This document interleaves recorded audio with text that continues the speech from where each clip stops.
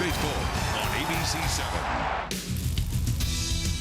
Summer-like weather here in Pittsburgh, and it's Memorial Day as the Cubs open up a 7-day, 7-game road trip here in Pittsburgh and New York. Chicago Cubs baseball on ABC7.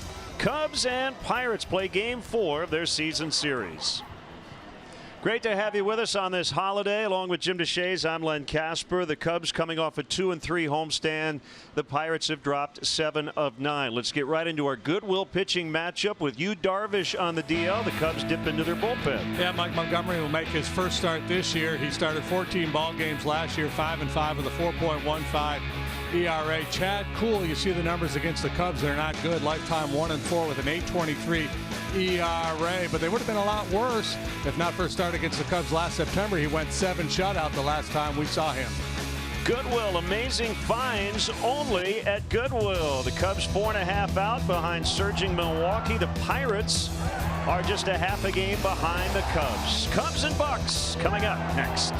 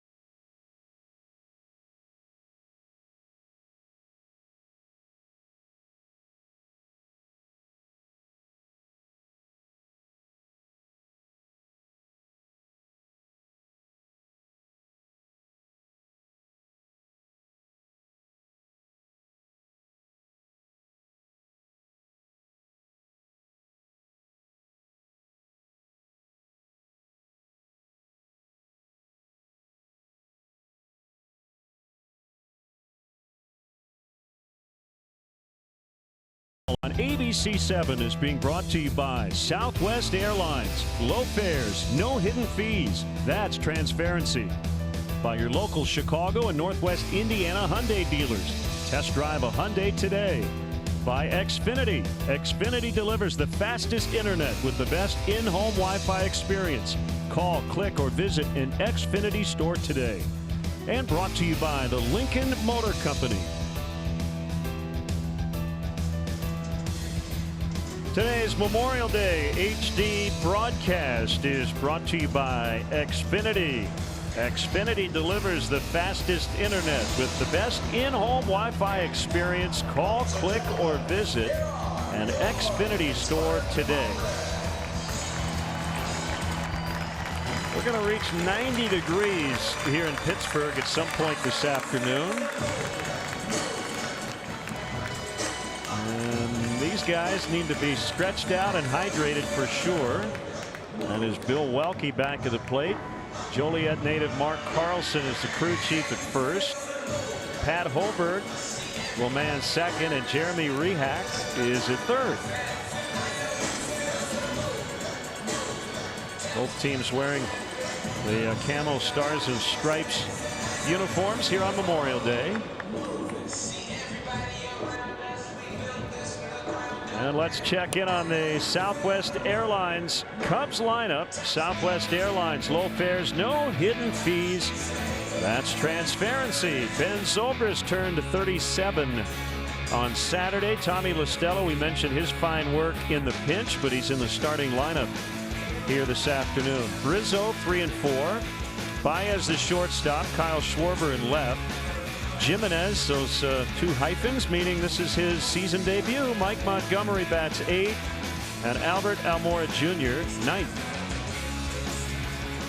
Pirates defensively, Dickerson plays left field. Starling Marte recently off the DL is the center fielder. Austin Meadows, recently up from the minor leagues, one of their top prospects, plays right field. Infield alignment of Freese, third base. Rodriguez, a rare start at short, spelling Jordy Mercer. Harrison and Bell on the right side of the infield. Diaz in for Cervelli behind the plate, and the starting pitcher for the Pirates, as we mentioned earlier, is Chad Kuhl, 25-year-old right-hander. Cubs have seen a lot of him over his brief time in the big leagues. For the season, 4-2 with a .420. He's been pretty good of late. 3 out of his last 4, excuse me.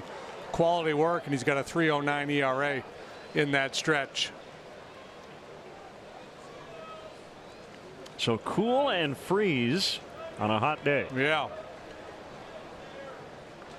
Got anybody named Melt? We need a Melt. Bill Melton. Bill Melton. Bill Melton out there. Want to fit in nicely. Switch hitting Ben Zobrist to start it. And away we go outside. Well, if you saw our most informative and entertaining game open, you saw the numbers for the Cubs against Chad Kuhl, an 8.23 ERA, and Zobrist among the many of the Cub hitters who have been good against him. Not a big sample, but 5 out of 9 with a couple of home runs for Zobrist against Kuhl. So you thought it was particularly informative and entertaining. Yeah, especially the pregame show where you were on and I wasn't. I thought was the highlight of the whole thing. 2-1. Weather at first pitch is brought to you by Four Seasons Heating, Air Conditioning, and Plumbing. For all the right reasons, call 866 Four Seasons. A high fly ball to center field. Starling Marte drifting back and making the catch. So went out of the zone a little bit there, chasing that high heater. He's got a good arm, does Kuhl. Average fastball 95 miles per hour, as that last one was. Slider, curveball, and change. Throwing his curveball more this year than he has in the past. That brings up Tommy LaStella getting a rare start at second base. Looking for his first home run. Added some insurance off the bench in the 5th inning last night against the Giants with an RBI hit and a run scored. Lightning quick bat. Way outside, 2-0.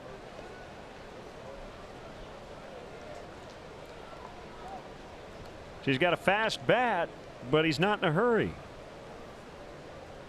Nope. The fast bat allows him to not be in a hurry. He can wait, let that ball travel. And the other thing, too, he's not taking a big load. He's not trying to hit it 450 feet. That's not his game. The 2-1 from Kuhl misses. It's 3-1. 97. Some guys, it takes a while to get up to full speed. Apparently that's not the case with Kuhl. Working very quickly, and on the ground, backhanded neatly by Josh Bell, who gets it to Kuhl in time.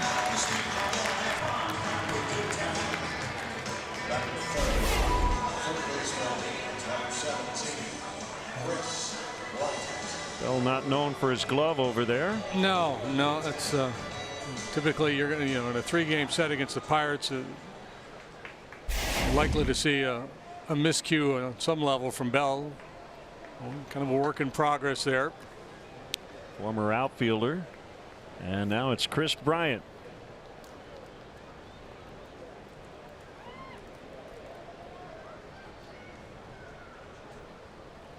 And the reason Josh Bell is at first base, because when he was coming up, they didn't have any room in their outfield. It was the Marte, McCutchen, Polanco trio. And they still have 2 of those 3 guys, and now adding Austin Meadows to the mix. They got Corey Dickerson. So yeah, there's a 4-man outfield rotation now with Meadows, who was called up, and I think the plan was for him to be here just briefly, but he's been red hot, so they didn't send him out when they activated Marte. They sent out Jose Osuna instead. 0-2 serve. Couldn't get him to bite.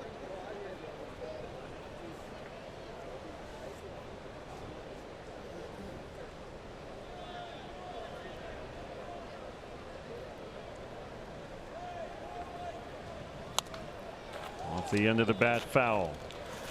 KB just 4 out of 20 on the homestand, but typically when facing the Pirates and in this ballpark, he's been really good. He and Anthony both doing a lot of damage against the Pirates since 2015. OPS is up over 1,000.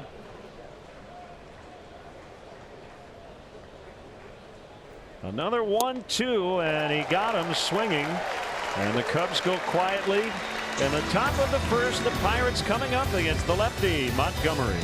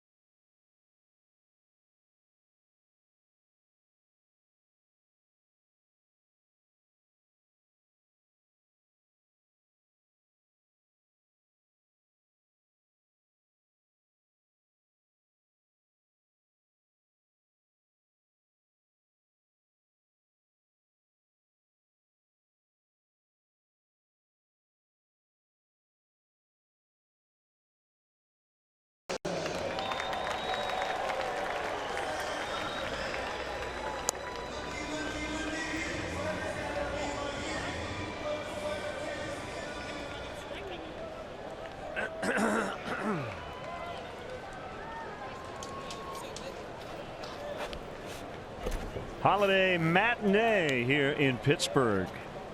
Mike Montgomery in because Yu Darvish is on the disabled list with a triceps issue. Cubs made a roster move today for their bullpen as well. More on that in a second as Josh Harrison fouls away. Any difference in what you expect to see from Montgomery repertoire wise now that he's starting today? I don't think so. You know, when he pitches out of the pen, a lot of times it's multiple innings and he'll use all of his pitches. Lofted to right. Ben Zobrist has it. Pirates lineup is brought to you by Fix Auto. Call 1-800-INFO-FIX for the nearest location. Fix Auto, the first words that should come to mind after an accident. Here comes the rookie Meadows, followed by Marte, Bell, Dickerson. David Freese gets the start against the lefty. Same for Rodriguez, in for Jordy Mercer. Diaz spelling Cervelli. And the pitcher Cool batting ninth. The Pirates rank third. The Cubs are first in the NL in all these categories: runs per game, on base average, and slugging.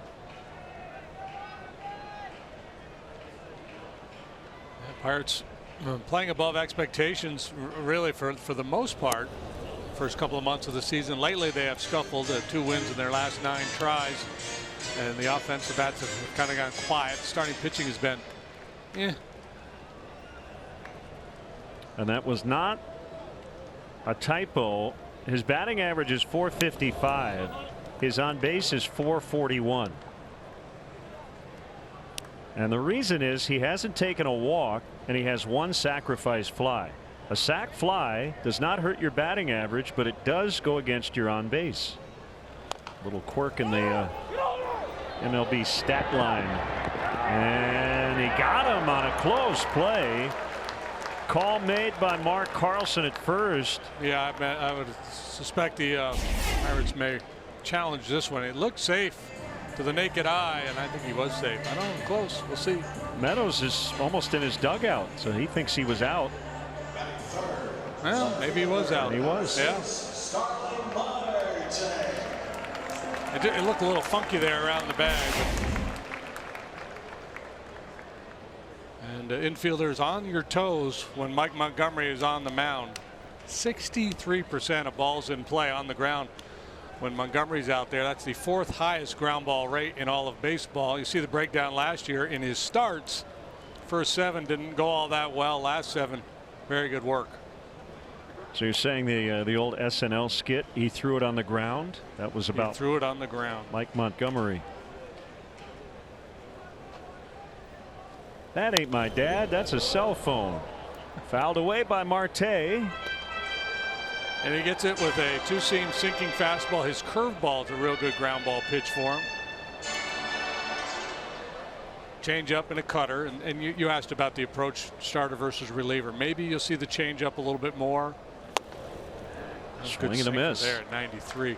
You can play all kinds of head games with yourself as a pitcher in this situation. You can say, well, if I get through 5 innings, I could qualify for a win. So I want to be aggressive, be efficient, keep my pitch count down. But at the end of the day, once you get out there, you just compete and do whatever it needs to be done to get hitters out. Yeah, anywhere between 12 and 15 outs, and the Cubs would be very pleased. They brought back Luke Farrell from AAA Iowa. Justin Hancock heads back to Iowa just so they have some length as a just in case. But Montgomery breezes through the first inning. No base runners for either team after 1.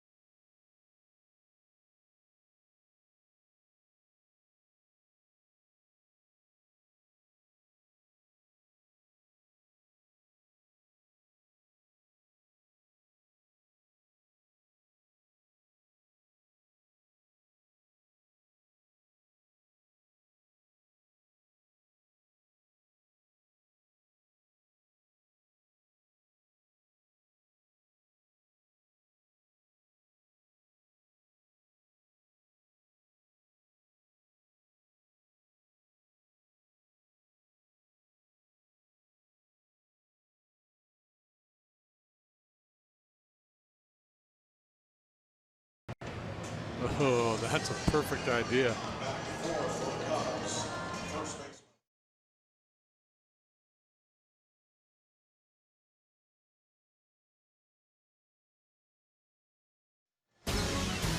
Wake up with ABC 7 Eyewitness News. Terrell Brown, Tanya Babich, Roz Farron, and meteorologist Tracy Butler get you ready for the day with the latest news, weather, and traffic. Second inning, Anthony Rizzo cranks one to deep right. Gone. Cubs lead 1-0. First pitch swinging. Well, we talked about it earlier. He's been outstanding in his career in this ballpark. He's been very good against Chad Kuhl, so why waste time? Sitting on a heater and delivers a long ball. That's number 7 for Anthony. A Toyota home run replay. Center cut.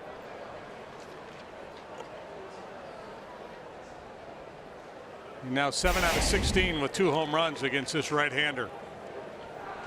A Toyota home run replay brought to you by Toyota. Tested, trusted Toyota. Toyota, let's go places. Wouldn't it be ironic if the Toyota home run replay was brought to you by somebody else? Yes, you're in fine form. Maybe a little punchy today, my friend. Had a couple of days to work on your ad libs. Toyota home run replay brought to you by Jeff Peanut Butter. Tap foul back of the plate, and it's 2-1 on Javier Baez.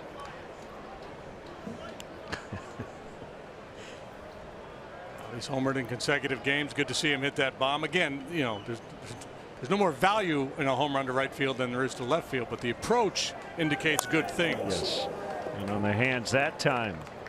Staying back a little longer, using the whole field.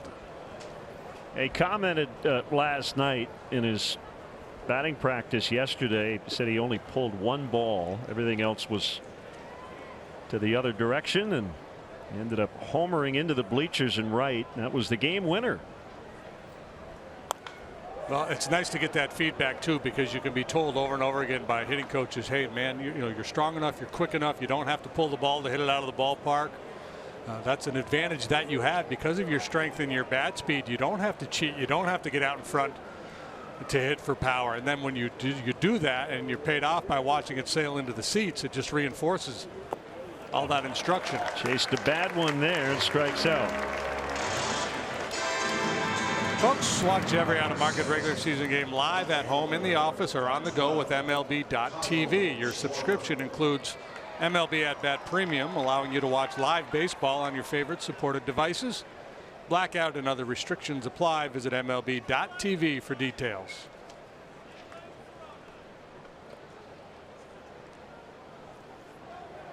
Second punch out for Cool. Now facing Kyle Schwarber. And he looks at a strike. Got the sunglasses on. Very bright afternoon. A lot of cloud cover, kind of a hazy sky. 1-1. Beautiful spot here on the Allegheny. Great views of downtown Pittsburgh. A drive into the left field corner, right at the wall, and it is caught. Corey Dickerson just stole a home run away from Kyle Schwarber and gets a hand from his pitcher. They've got that low wall from left to left center, and you can steal a home run, and he just did. Yeah, Schwarber almost snuck one around that pole. It was 325 feet down the left field line. This is a big park. It's a pitcher-friendly ballpark, but it's close down the lines. It juts out in a hurry from that left field corner. 6 feet high is that short wall in left. And Chris Jimenez now in his Cubs debut. Parts of 10 seasons now in the major leagues. Hit .224 at Iowa. Told Jesse Rogers before the game, wind blowing in a lot at Principal Park. But he had a nice spring. And Victor Caratini now getting regular at bats back in the minor leagues. 1-1. Chris fits the profile of a lot of backup catchers in the big leagues. Has not done a lot offensively in his career, but gets high marks for his work behind the plate. Smart guy, knows the game, kind of a coach on the field. There's a base hit to left. He's batting 1,000.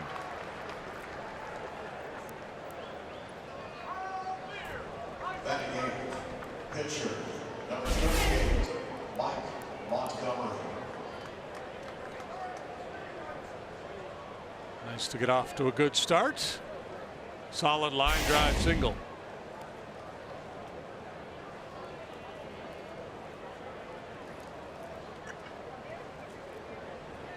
Mike with a home run in Atlanta off R.A. Dickey last July 19th.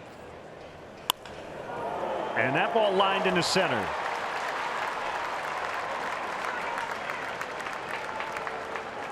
So the Cubs battery teaming up with back-to-back 2-out hits.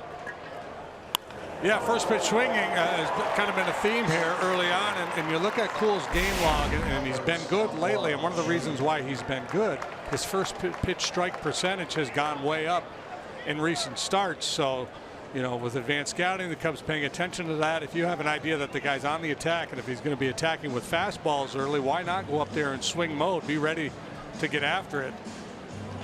So we'll see if he makes an adjustment, starts to work in that breaking ball a little bit more on 0-0.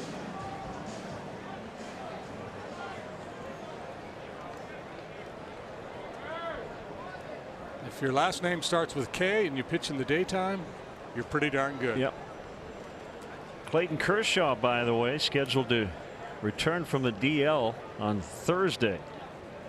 Now the red hot Albert Almora, and he hits one on the ground to David Freese. Leadoff home run, Anthony Rizzo, number 7 on the season. And a big month of May is 25th RBI this month. Cubs lead 1-0.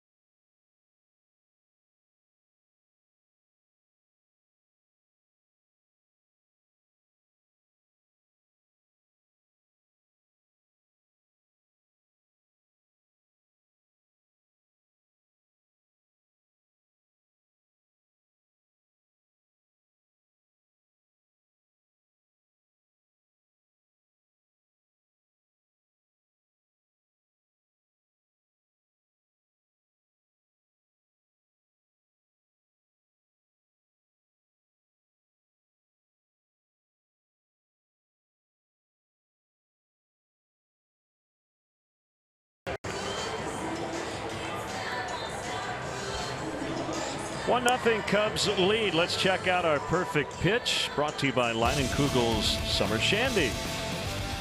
Yeah, the Montgomery curveball, I talked about his ability to get ground balls with it. This instance, he gets a swing and miss. It can be a strikeout pitch for him, too, as he likes to bury it down and in on right-handed hitters. Traditional German Weiss beer with natural lemonade flavor for a taste that's perfect lakeside, dockside, or just plain outside. Leinenkugel's Summer Shandy. Welcome to the Liney side. Here's switch hitting Josh Bell, batting right-handed. 6 career home runs versus Cubs pitching, including the first 2 homers of his career. Power numbers are down this year. He's hit just 3 home runs. .275 batting average against southpaws so far for Bell. Pop down the right field line. Racing over is Zobrist, and no play. Oh, look out. Man in the front row kind of awkwardly landed trying to get that one.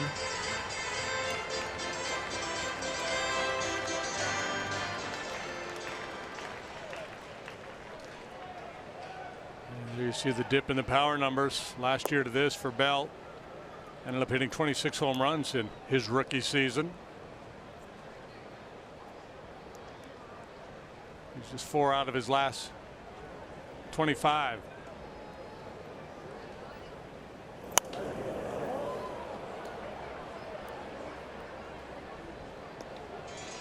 It's been an interesting division.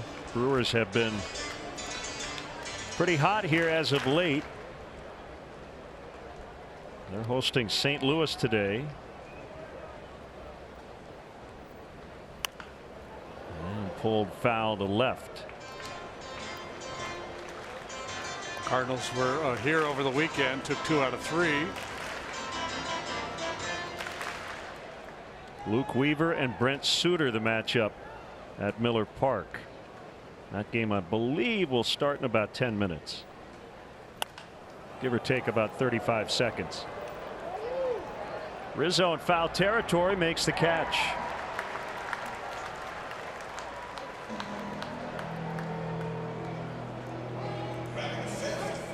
Left fielder, number 12, Corey Dickerson.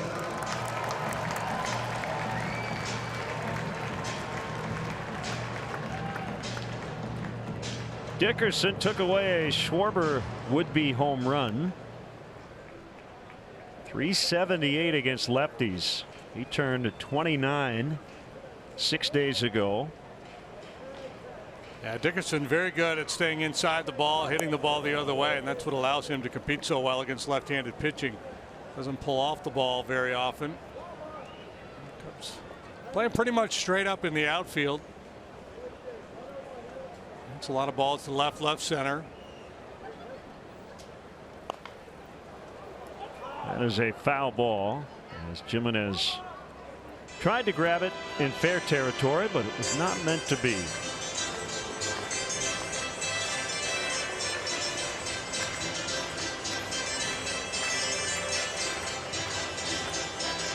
So Mike Montgomery flew ahead yesterday to make the start today, and obviously you can't play short, but if you had enough options, it would have been good to send Jimenez ahead early too. It is a tough assignment to catch on in this heat after rolling in at 4 o'clock in the morning. Bounding ball foul. And it's 1-2. Jimenez would tell you, as he did with Jesse Rogers, he's just happy to be back in the big leagues.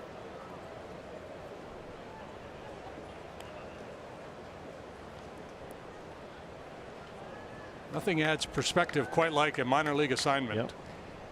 These guys did work together a few years ago in the Rays system.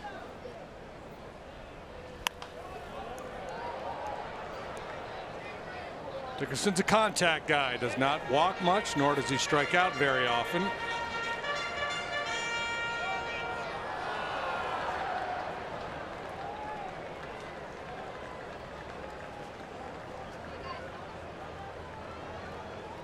Use our head here.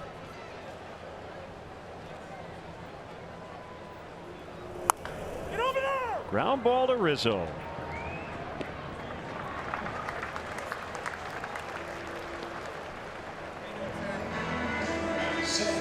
Cub fans, nobody tops your passion, and nothing beats the experience of Cubs baseball at Wrigley Field. Be a part of it all season long. The Cubs return home on June 5th for the start of a 6-game homestand. Get your tickets now at Cubs.com. The Cubs are off on Monday after the 4-game set against the Mets, and then the Fightin' Phils and the Pirates come to town. So it's a Pennsylvania invasion. 13th start at third base, 16th overall for David Freese. Jung Ho Kang may be back with the Pirates at some point. Has been granted a work visa after dealing with some off-field legal issues in South Korea. But he hasn't played ball in a while, so it may be a while. We got Colin Moran, a left-handed bat, who we'll see later in the series. 2-1 the count. Ooh, benefit of the doubt there in that sinker. Freese wants to discuss with Bill Welke. Freese has good power the other way. Pull side, it's usually on the ground.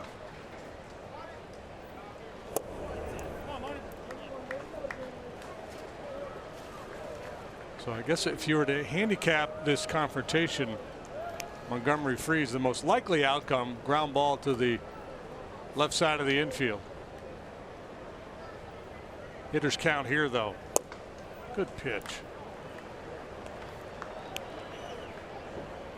Yeah, how about hard, that for making a pitch on 3-1? Hard to do a lot of damage as a hitter on that pitch. So Freese was better off taking it. Swing and a miss. Mike Montgomery through 2 hasn't allowed a base runner, and the Cubs lead 1-0.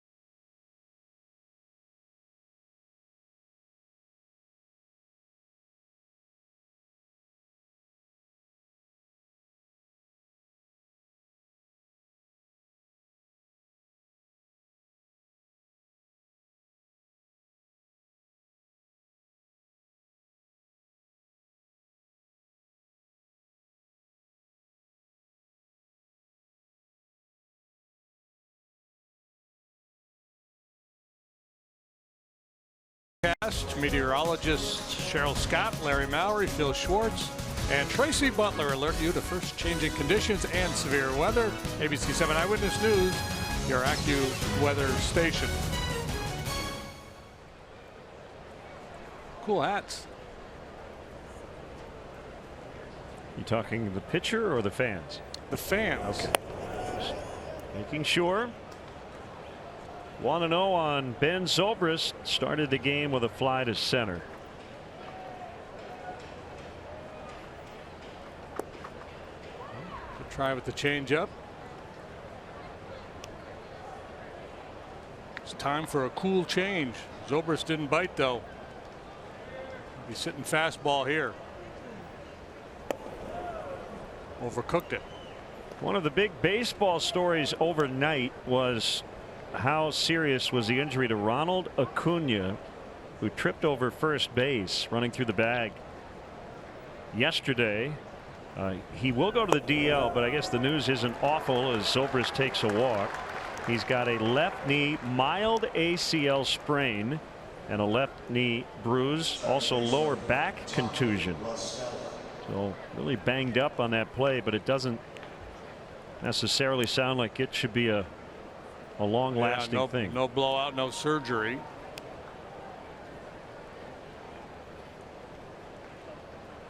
Twenty-year-old phenom.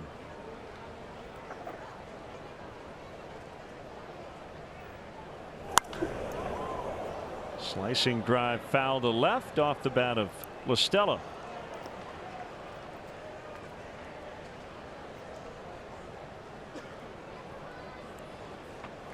Huh. Probably not hot in there.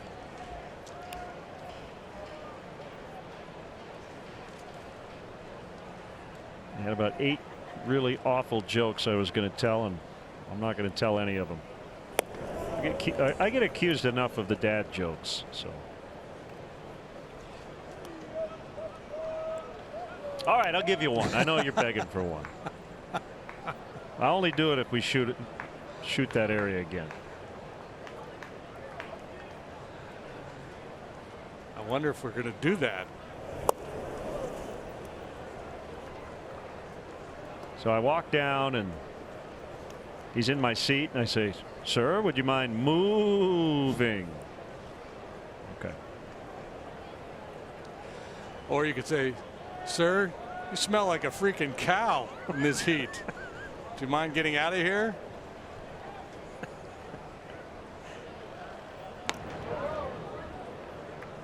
With some velocity on his pickoff throw to first base. This is a hit and run count, 2-1. Diaz, the catcher, has only caught 1 out of 9.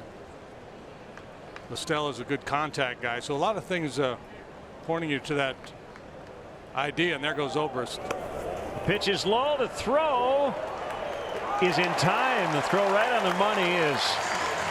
It got there. Zobrist slid in. Ben thinks he might be safe. Yeah, he's indicating that the tag was up high. Cubs, no doubt, will take a look. He didn't have a big lead, but he got a good jump. Out. Out, yeah.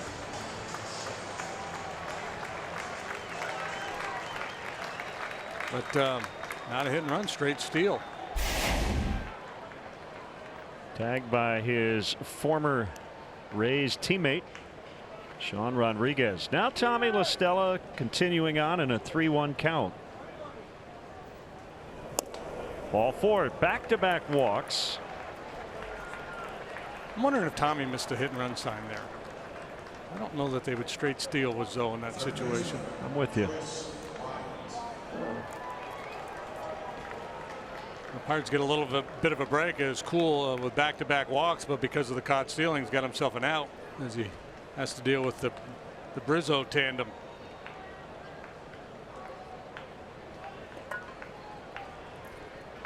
Chris struck out in the first last night against the Giants. Doubled, walked, knocked in a run, scored a run. Now these are obviously highly conditioned athletes, and they're all young men, but still, you know, most of these guys probably got to sleep closer to 5 o'clock in the morning than 4. We rolled in right before 4.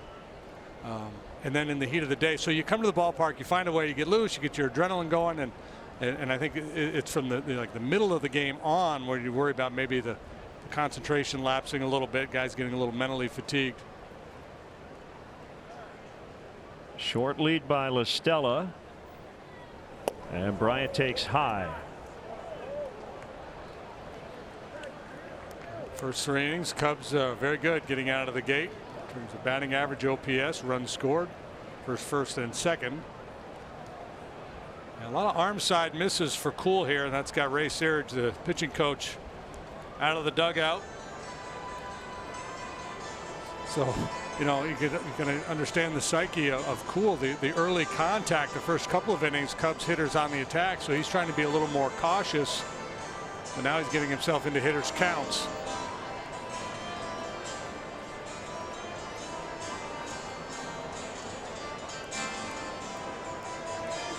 It's not common, certainly, but you wouldn't say that it's rare either for a baseball team to get in the wee hours, but it's really rare to have a day game the next game. That almost never happens. And I think according to the collective bargaining agreement, it's a holiday and you can start this game this early because of the duration of the flight. Yeah, if it's inside of 90 minutes. Right. But it's, you know, so, you know, ESPN picked up last night's game, forcing the night game. If baseball is going to force teams to play night games when they've got a day game the next day, it seems like they might force the other team to play a night game the following day. Long run out, long run in, sliding grab by Dickerson. So he's made 2 excellent plays out there and left here in the early going. Yeah, it's such a big left field here, so there's a lot of acreage out there between the shortstop and the left fielder. So you see a lot of these kinds of plays. The outfielder coming in hard, infielder retreating, and Dickerson takes charge. There's that one guy go low, the other guy stay high approach to avoid the, hopefully avoid the head-on-head collision.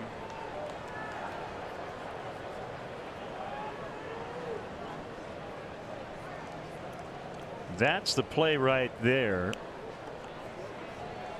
that really affected the career of former Cub manager Dale Swaim. It was Gary Sheffield. It was at Tiger Stadium, I want to say 1987 or 88. And Dale ended up playing in the big leagues for a long time after that, but he was never quite the same. Broke his leg.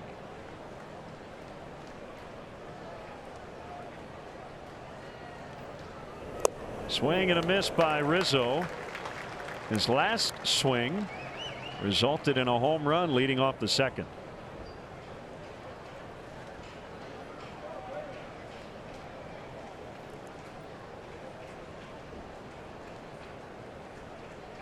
Two walks in the inning. With a man at first with 2 outs, and that pulled foul. Our home run cam is brought to you by Toyota. Tested, trusted Toyota. Toyota, let's go places.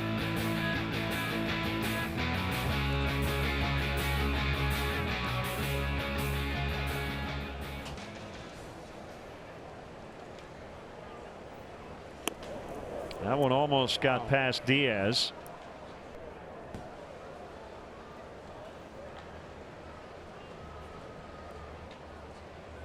That was, I'm going to reach back and throw this ball as hard as humanly possible.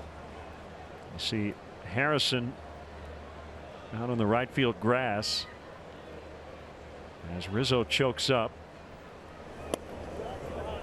Now, Rizzo's batting average on balls in play is pretty low. It feels like a lot of hard hit ground balls and a few liners have been hit right to where that second baseman typically plays. And you get a couple of different answers on shifting. Now Rodriguez, the shortstop, is on the right side of second base. So one school of thought is if a guy pulls the ball 80% of the time to the right side, you want to stack your infielders. The other way to look at it is if he hits it generally to where Harrison is, do you really need Rodriguez where he is?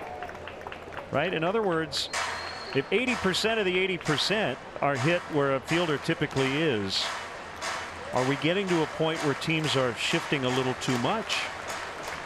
Possibly. And to me, it should be all driven by spray charts. So if ground balls on the pull side are not in the proximity of Rodriguez, I would have him even further to the right.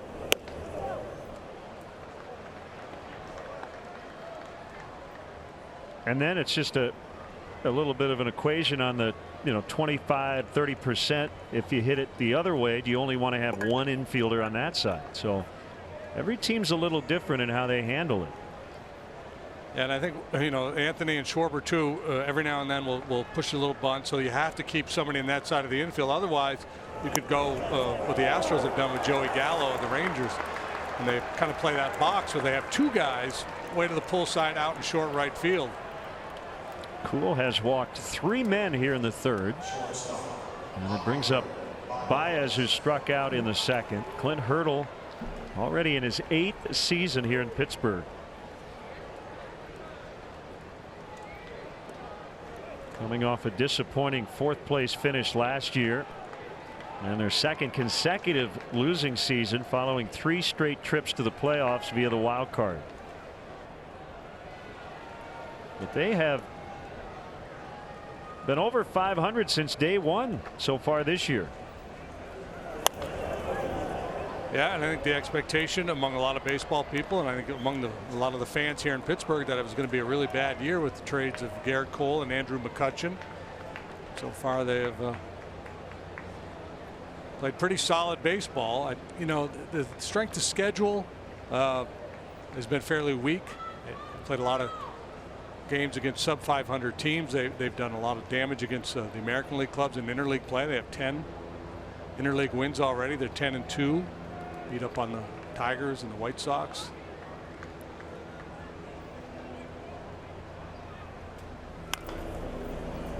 All in on Baez a little bit. And Bill has it in foul ground. So the Cubs let Cool off the hook. 3 walks, but he didn't give up a run. 1-0 Cubs.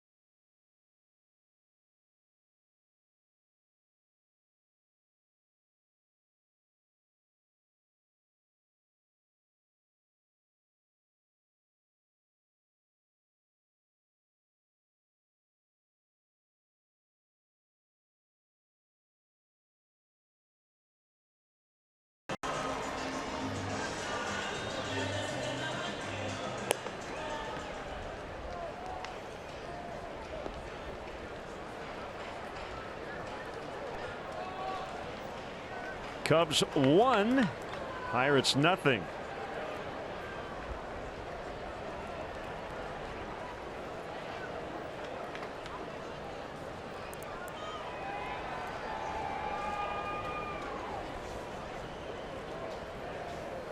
Sean Rodriguez playing shortstop, takes strike 1.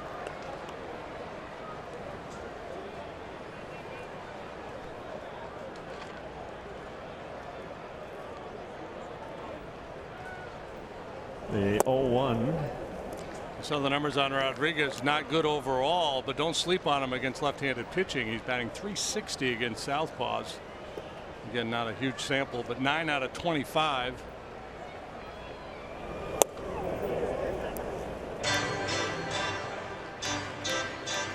One and two. 1 and 2.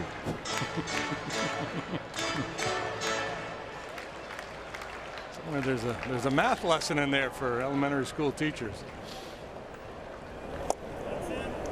Boy, he's got good action on that cutting fastball. Got Freeze, a 92-mile-an-hour heater with good cutting action.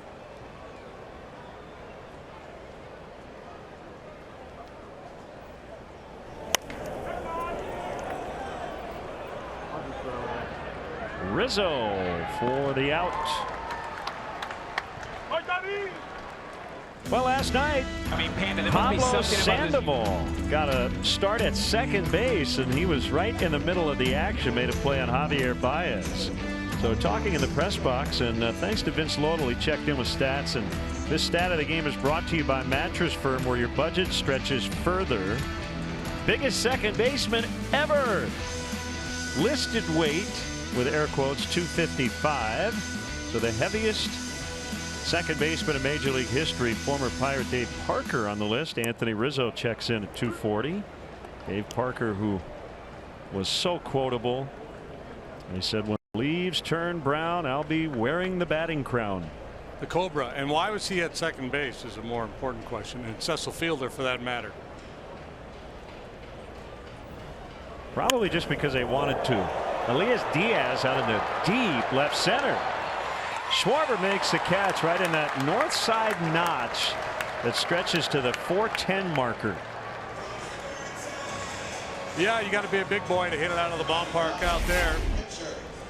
Diaz having a nice year with the bat in a part-time role, so they're getting good production from their catching. Cervelli's having a monster year, but this one goes down as just a F7 deep fly as Schwarber tracks it down. 2 quick outs for Montgomery, who's really pressing his case to stay in this rotation. We don't know what's going on with Darvish. She's scheduled for an MRI tomorrow.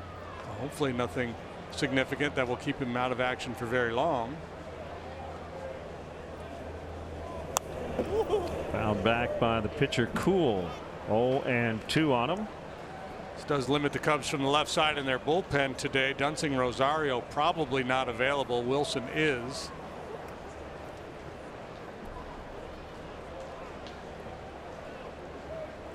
Here's a pitch. Swing and a miss. 9 up, 9 down. Montgomery perfect through 3.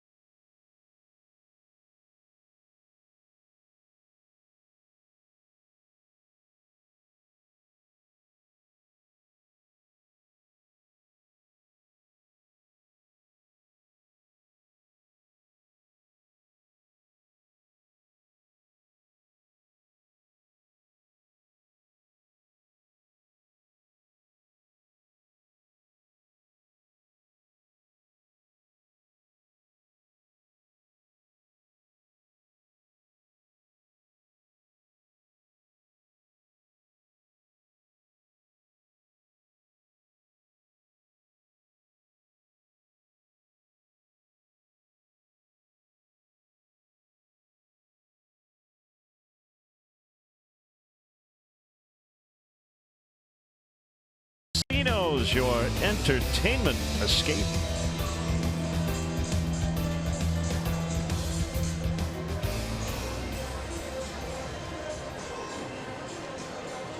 On Wednesday, June 6th, Cubs take on the Phillies. First pitch 7:05, and up to the first 10,000 early arriving fans receive a Wrigley Field scoreboard clock presented by Wintrust. Tickets are still available at Cubs.com. That's a handsome clock.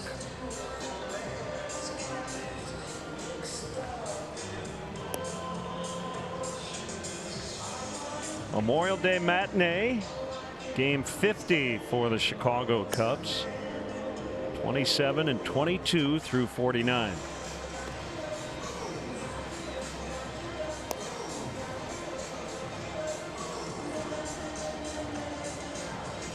Very competitive season series between these two clubs last year. Cubs won 10 of 19. They were 6-4 here at PNC Park. Cubs actually, or the Pirates, excuse me, won 5 of the 9 at Wrigley last season.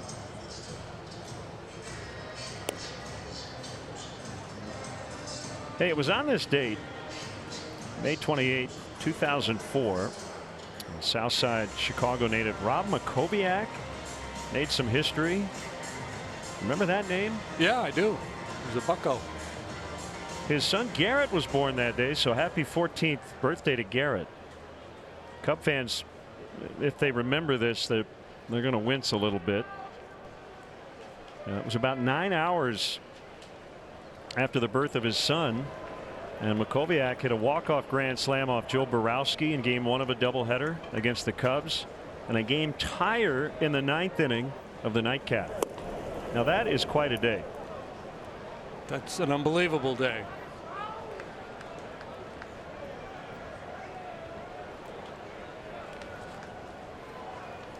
1-0 to Schwarber. He is on the outside corner. Yeah, you check out our Xfinity strike zone here. A lot of arm side misses for Cool in this ball game. And see if he's able to rectify that. Nope. That kind of a max effort delivery really jumps at the hitter. I imagine 6 or 7 times today somebody said, hey, stay back. Keep that front side in. Try throwing a breaking ball if you keep missing with that fastball high and away.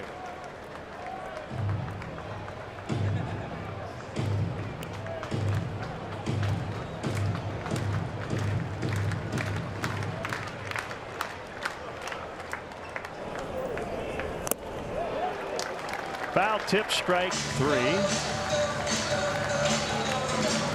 A reminder, this copyrighted telecast is presented by authority of the Chicago Cubs and may not be reproduced or retransmitted in any form.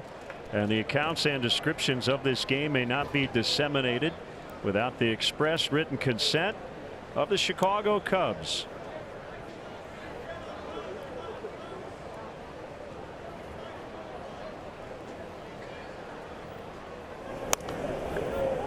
Jimenez fouls. 1 for 1 on the day. So far so good for Mike Montgomery in terms of his efficiency. Again, the Cubs probably will not ask too much out of him here today, and I don't know that the Pirates can expect a lot out of Cool on this hot, humid day. Broken bat, flare. Marte can't make the catch. Jimenez 2 for 2. So close to spectacular, but I hang with him for Marte out there as he went a long way to try to make that play. And you'll see it right here. You'll see it unfold before your very eyes. Marte is an outstanding defender, just can't quite secure this one. So Jimenez now batting 2,000 as a Cub.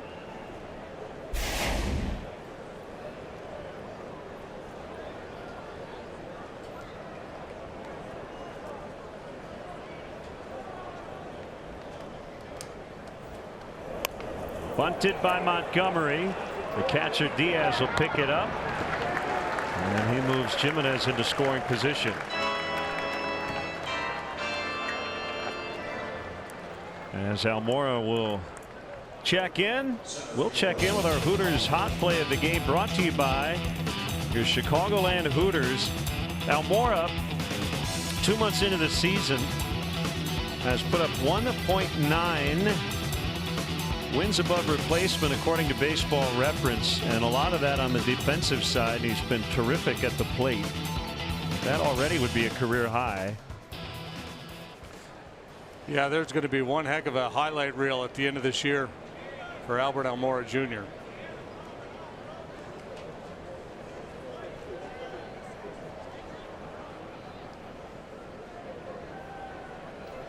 Cool's pitch is fouled out of play. Well, how about a little more on Chad Cool? So, University of Delaware product. He's from Middletown, Delaware. I don't think I've ever been to the state of Delaware. Have you? Yeah, my brother lives there. Okay. His kids actually played against Cool. They're from Bear, Delaware. What was their scouting report? Dude's awesome.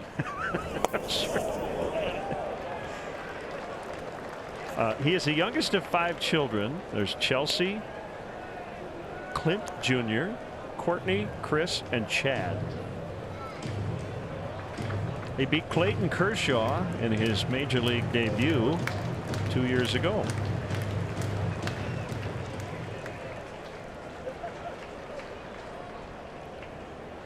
So do we think that the siblings are all called Cool in the Gang collectively? I would think they would have to be.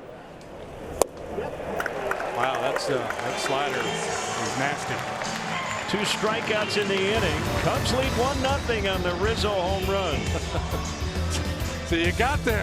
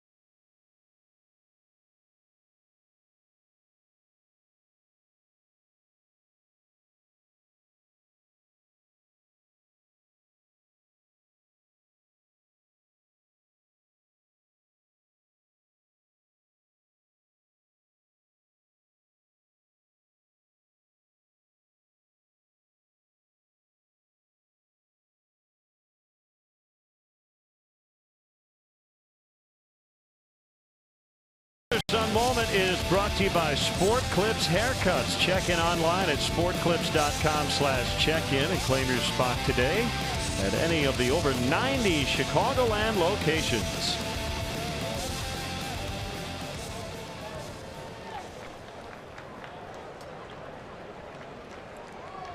Glad you joined us today. Second time through the order for Montgomery. Ball one to Josh Harrison, who's playing in just his 21st game. Broke the same bone in his left hand in mid-April, hit by a pitch from Jose Urena. Missed 30 games, same bone he broke last September. Almora tracking and running it down. Pretty well struck by Harrison, but again, big part of the ballpark, and Montgomery continues to mow him down. I hope everybody's enjoying their Memorial Day. Boy, it's hot here, hot back home. Sure, a lot of folks are watching us between bites of a big sloppy burger. Meadows grounded out in the first, 10th major league game. The Pirates outfield collectively leads the National League in OPS at .853. They're really not getting a lot from Polanco. And just when you think he's turned the corner, and he had a 2-homer game against the Cubs in April. It seems like each of the last 3 years, the storyline around Gregory Polanco is this is going to be the year, because this is a kid who big time credentials coming up through their system, showed flashes. And, it was just a matter of time, seemed to be the way his development was described, but so far he hasn't really taken off.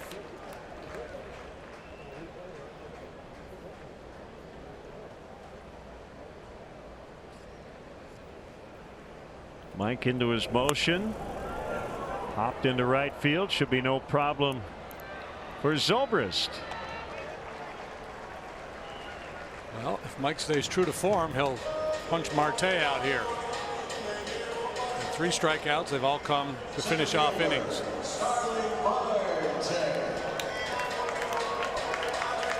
John Lester will pitch tomorrow night. He'll face a rookie, Nick Kingham, who's in for Ivan Nova. Nova went to the DL earlier today with a sprained right ring finger.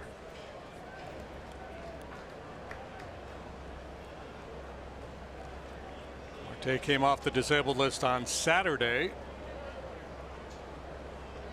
Proceeded to hit a 450-foot home run. Good changeup. Marte missed 9 games with an oblique. Now, an oblique injury, I kind of shortened it, but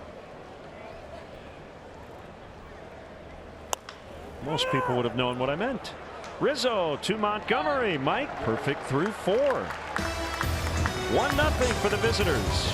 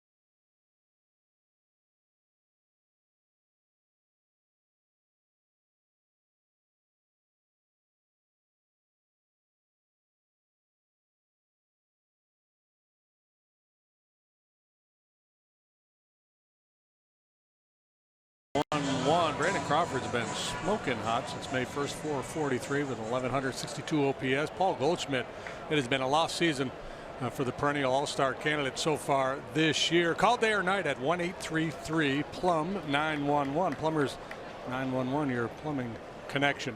The Diamondbacks started the year 24-11. They've gone 2-15 since, and they are back to 500.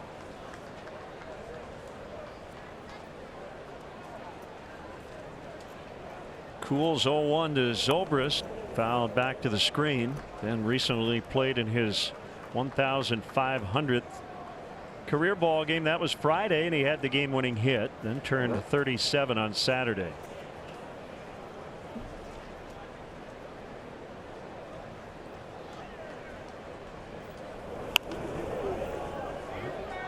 A little frustrated with himself, went after that high fastball. He made the first out of the game on an elevated heater. You don't have a whole lot of time against any big league pitcher, but again, this guy consistently 96, 97. When it's up, it looks hittable. And Zoe's a good high ball hitter. Just needs to get it down a little bit.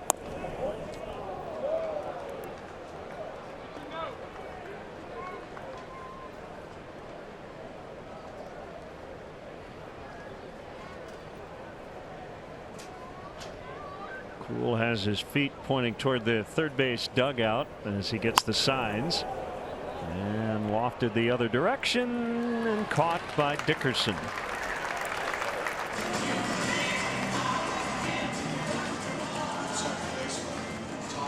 That brings up La Stella for the third time.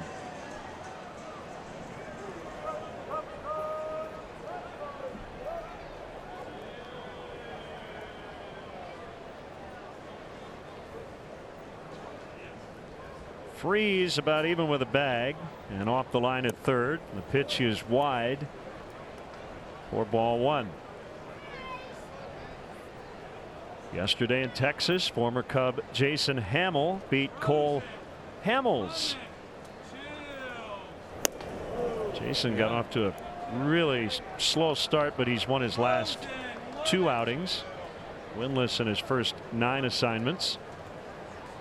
Had a big strikeout game yesterday.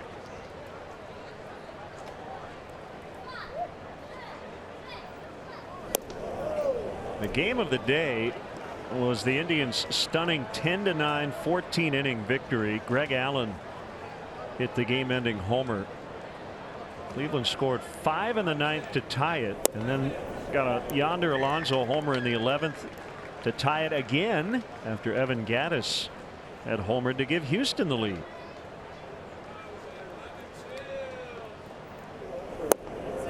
Stella draws the walk. He's been on twice. Got Cool talking to himself. He's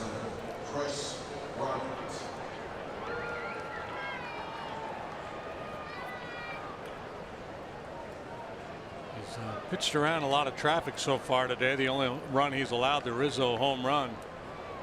But sooner or later, you would think these walks would catch up to him. Third time through the batting order. He has yielded a very high batting average against.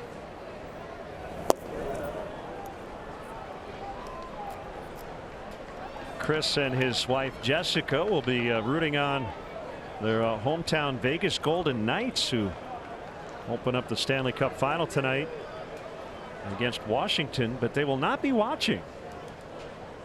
Chris said every time I turn down a playoff game, the other team scores, so he's pretty superstitious about it. Now I would watch. Crazy, of course. But I get it.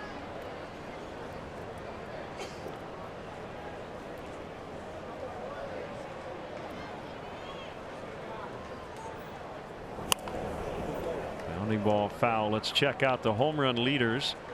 Brought to you by Toyota.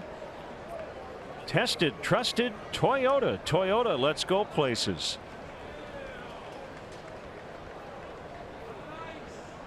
Baez leading the club with 13. He's homered in each of the last 2. Rizzo with 1 today. With home run hitters, they tend to come in bunches, and there's a surge coming for KB. maybe starting to press a little bit. Did not have a real good homestand, and seen him expand his zone a little bit here lately. Struck out first time up on a good inside fastball from Cool.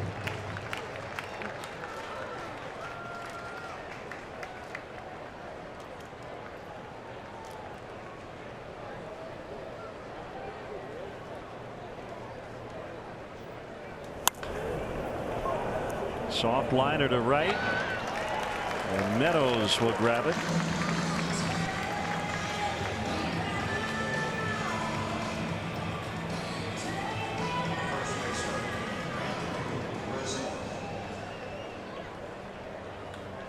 So Rizzo has homered and walked. Not a huge crowd here. Thought they might have a few more fans in the ballpark on a holiday. The holidays aren't the draw they used to be. This used to be a big doubleheader day decades ago, right? Yeah. It was fairly common to play Sunday doubleheaders and holiday doubleheaders. Well, I remember as a kid, man, I could be wrong, but the Pirates would play like an 11 a.m. doubleheader on the holidays. I always thought that was exotic. They're going to start a game before noon? Yeah. How neat. Nope, that's that ball we've been talking about, right to the second baseman in shallow right. Pirates lead, the Cubs lead 1 and lead 1-0.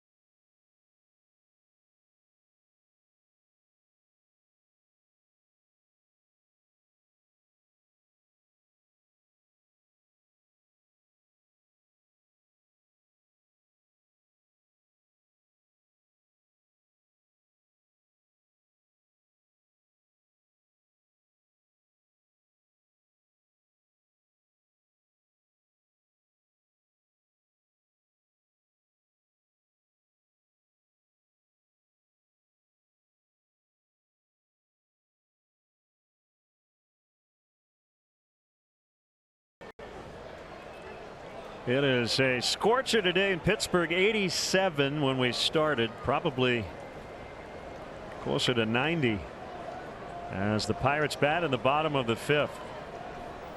Montgomery to Bell and outside. Yeah, a little sticky out too, so the real feel was supposed to be up around 100 here today.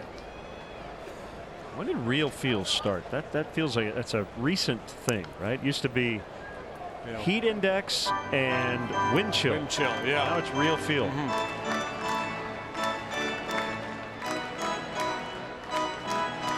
It's part of the new age analytics. Bill James started that. Ooh, good pitch. You've said that a few times here today. It's been really crisp. Stuff is good to begin with, and then location has been outstanding.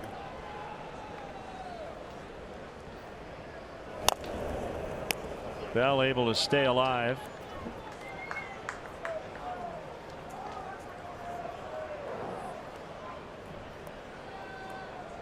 After this one, the Cubs will play nothing but night games through Saturday, and then a getaway day under the sun, hopefully, in New York.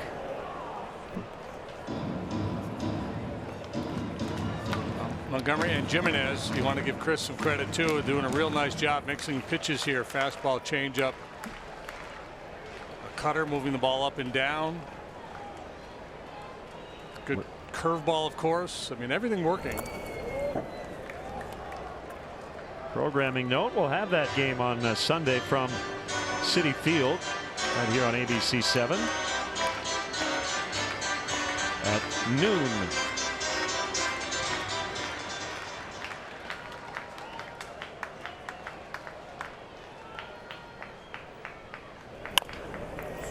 Couple of bounces to Bryant.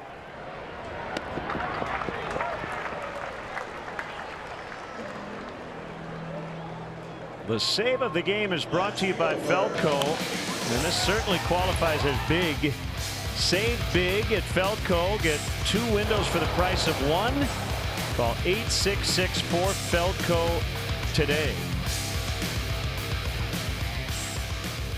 He might have gotten an out at second on the sliding catch had he not caught it, because the runner, I believe, was La Stella, had to make sure that it got down before he tried to advance. But the ball he caught against Schwarber absolutely stole away a run. A swing and a miss. Appeared to be a Cub fan out there too in the mix out in left field. Probably should have been a little more aggressive pursuing that home run, would-be home run. Have to talk to him after the game.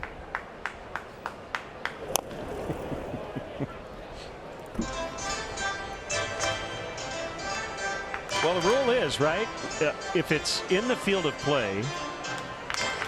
Yeah, that would not have been interference, right? Right. A fan cannot interfere, but anything over a barrier is anybody's baseball. Yeah. So, I like the lower wall in certain portions of ballparks because you have opportunities for catches like that. But it can create, some issues with the fans reaching over. Yeah, the umpires would love it if that weren't the case, but it is fun from a fan's point of view. Dickerson going way up now on the bat with 2 strikes. Let's see if we can identify this fan here. He's wearing blue. Yeah, he was late. I wonder why. So it's a 6-foot high wall, but there's that little area that's a little above that. What's going on with that? I don't know, but upon further review, I'm not going to challenge that fan. Into center, and the Pirates have their first hit, their first base runner. Well, a great example there. This is Rizzo-like, Votto-like against a lefty for a left-handed hitter, choking up on the bat. We talked about Dickerson's good work against southpaws coming into this game, hitting close to 370. This looked like a changeup, and he stays back through the middle of the diamond. And good work by Dickerson. And Monty will have to work with a man on base for the first time today. So as Montgomery nears 60 pitches, that's the first base hit for the Pirates. It comes with 1 out in the 5th inning after he had retired 13 in a row. Yeah, decision time now for Clint Hurdle whether to play a little run and hit here to stay out of a potential double play. We talked about this combination. Montgomery on the mound, frees the plate. High likelihood of ground ball here. Montgomery's efficiency, a stark contrast from the struggles of Tyler Chatwood last night. Chatwood threw 56 pitches combined in the first 2 innings. Montgomery at 58 here in the 5th. So there will likely be more adjustments for Chatwood between starts. I guess Joe had said to reporters the idea of maybe working from the stretch could be on the table for Tyler. And it clearly looks like it really is a mental thing for him right now. His misses last night were particularly bad. Yeah. I mean, he was not really around the strike zone at all. Yeah, so I think even if you identify it as a mental problem, you try to come up with a physical fix, something a player can cling to that says, yeah, this is going to get me right. You know, keep my shoulder in, work from the stretch, whatever it is. 1-1 on David Freese. The stuff just is so good, and he got out of a bases loaded, no out jam last night in the second.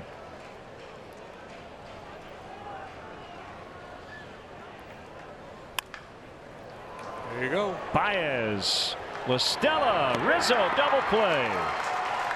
Just what the doctor ordered for Montgomery, and he's through 5. And the Pirates have 1 hit, and he has faced the minimum. Cubs 1, Pittsburgh 0.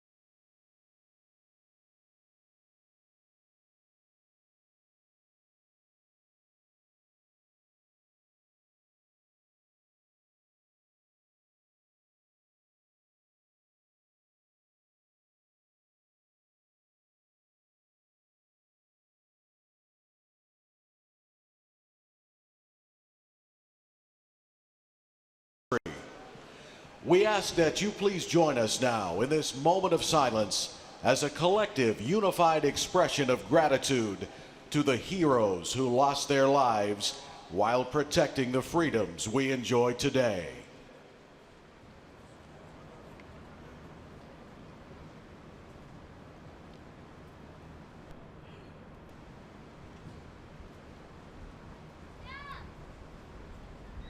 Thank you.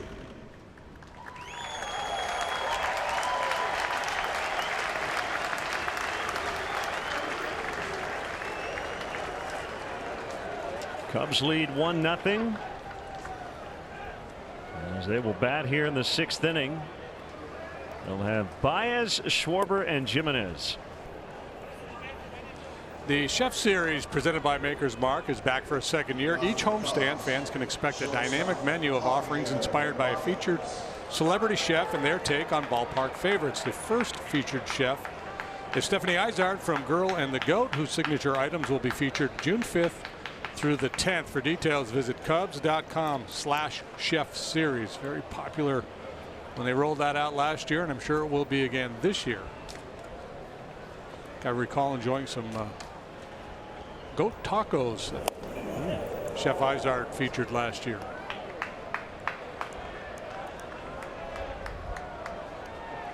One ball, no strikes on Baez. Tight ball game, 1-0. Only run coming on an Anthony Rizzo leadoff shot in the second. Kuhl has had a lot of problems facing the Cubs, but has been really good today. Yeah, last year, the last time we saw him in September, he pitched 7 innings of shutout ball, but that was the aberration. So even with that work, his career ERA against the Cubs is 8.23. He's been resilient today, I guess would be the best word. He's pitched around a lot of walks. Sorry, JD. That first pitch apparently ticked the bat. So that was the dispute on the count. It's 0-2, now 1-2.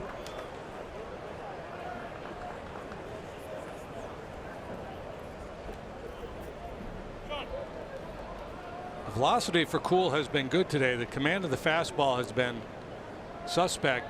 The slider's been probably his best pitch.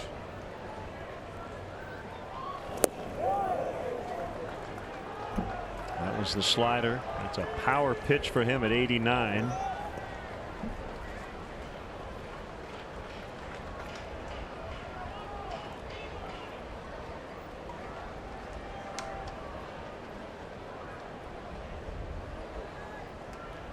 The kick and the 2-2 is pounded foul.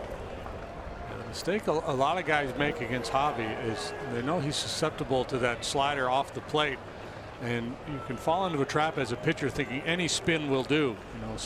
Slider or curveball, if it's strike to ball, if it starts on the plate and breaks down and away, that's the chase pitch. You leave it in the zone and you're asking for trouble. Foul tip, strike 3.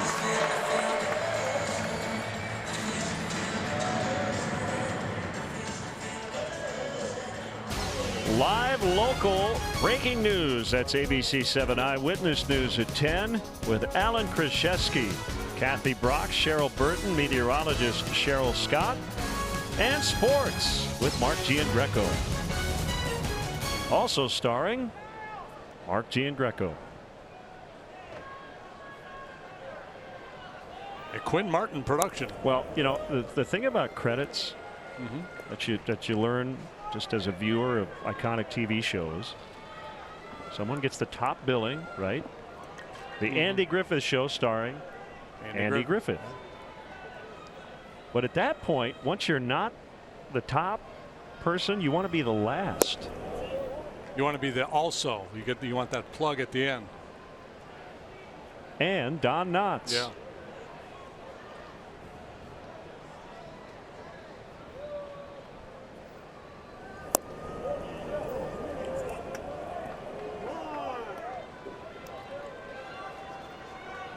Middle children everywhere right now are going, yep. I always get lost in the shuffle. Kind of like the Professor and Mary Ann. They weren't even mentioned in the early days. They were just and the rest. It's like being like the 5th guy in the rotation. Well, Giangreco watches us all the time. Next time I do that promo, I'm going to say and the rest. And the rest. See if he notices. Well, this is and sports with the rest. 3-1 on Schwarber. And somebody doing sports. Oh, so robbed of a home run, Schwarber, earlier by Dickerson. My suggestion would be hit it in the Allegheny. Nobody's going to catch it out there.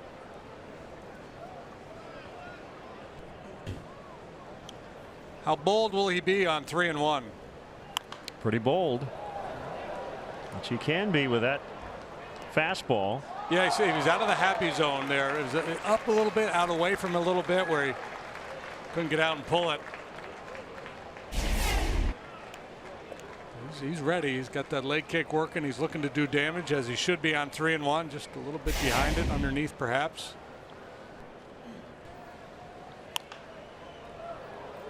Dickerson in. 2 infielders out. Freeze. Yeah, that was more of Kyle's pitch there, but that one at 98 on 3-2. I think if he got that last one on 3-1, he might have done some damage with it.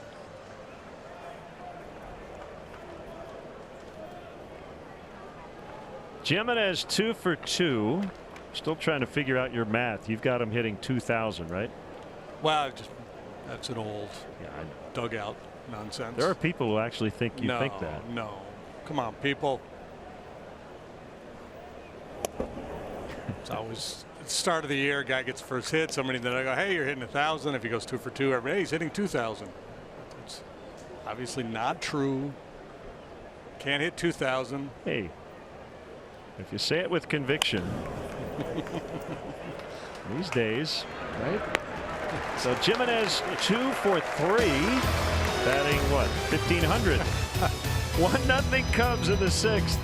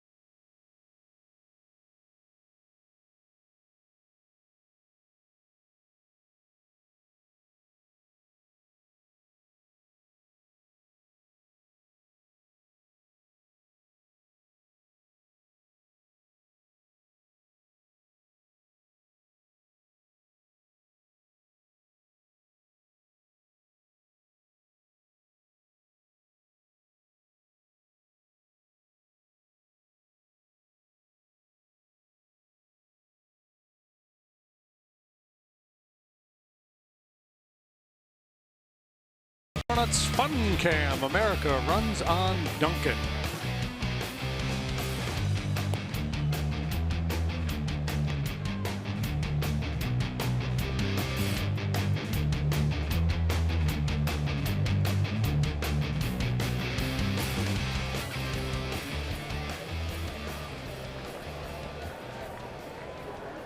Mike Montgomery still in there and has already given Joe Madden and Jim Hickey more than they could ask for.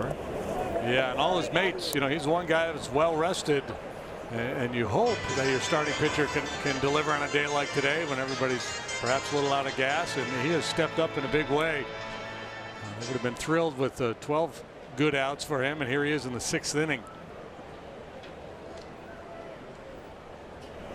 Swing and a miss. Changeup. Yeah, that's you know, he's obviously in the past lobbied to be part of the starting rotation.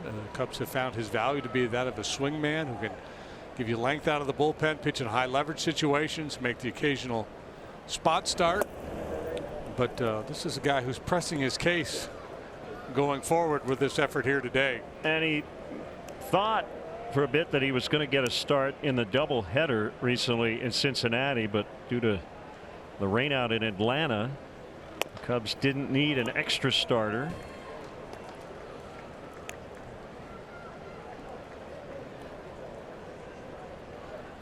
It gets his opportunity today. 2 balls, 2 strikes. Tough play. And an infield hit for Rodriguez. That's a do or die for a pitcher, which creates a little more anxiety.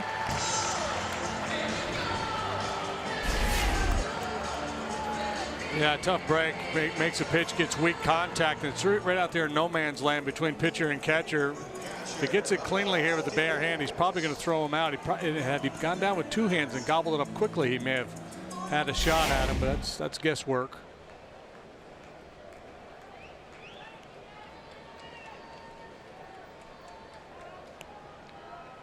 So the first time that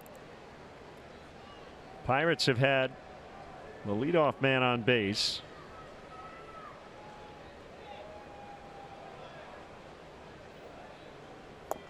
Swing and a miss by the catcher Diaz. He's in there because Francisco Cervelli, day to day with flu-like symptoms. Cervelli's having a monster year.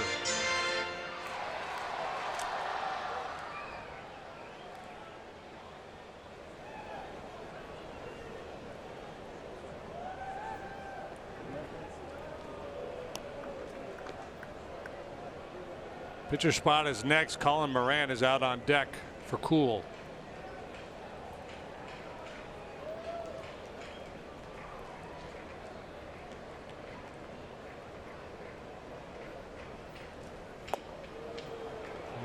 Nothing in 2. Yeah, 2 real good changeups.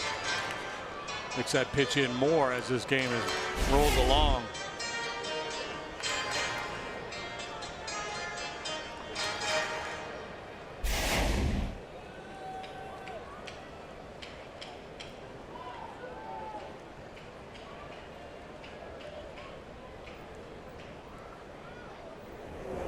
Look out. A little show me eye change, eye level change with the high heater.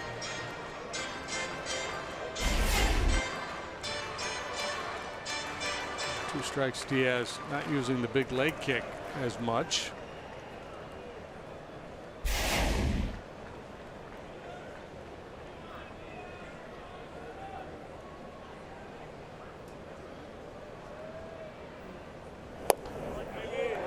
Called strike 3. Again, good work by Jimenez. Pitch calling. The execution has been outstanding, but the pitch selection. So feeble swings at a couple of change-ups early, and they figured, well, he's probably going to be thinking change-up. He can't pull the trigger on that top of the zone fastball.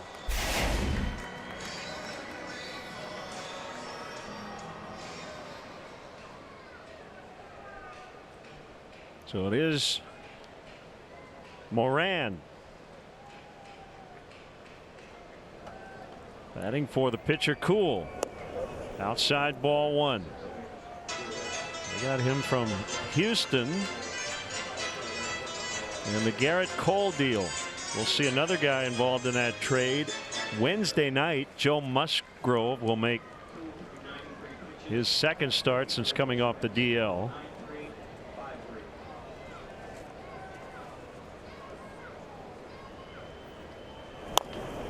Bounced foul. That's Stephen Brault, the left-hander, up for the Pirates.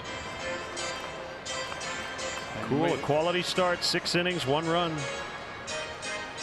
Yeah, he had to work for it today, but ultimately the numbers are good for Cool. So he's been on a pretty good run here over his last 4 or 5 starts. You may wonder why left-handed batter here with Montgomery on the mound. Well, Cishek is up in the pen.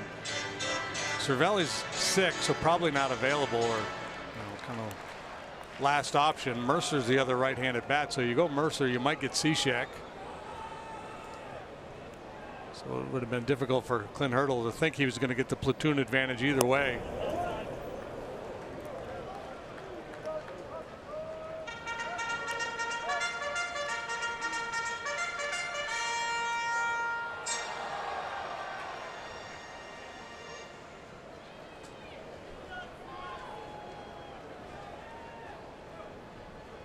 It's Rodriguez at first. Pretty good lead. Montgomery home and fouled. Yeah, you know, Rodriguez, he's one of those guys. I think some of the actions on the field rub people the wrong way. Guys in the opposing dugout, guys in his own dugout love him. But, you know, he plays the game hard. He plays the game the right way. He doesn't take anything for granted.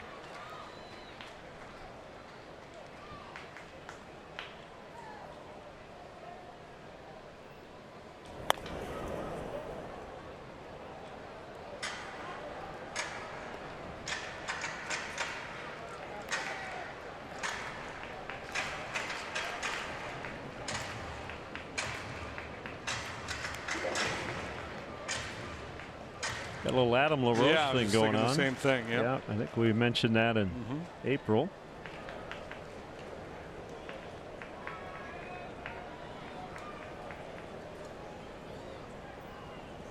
Swing and a miss, strike 3.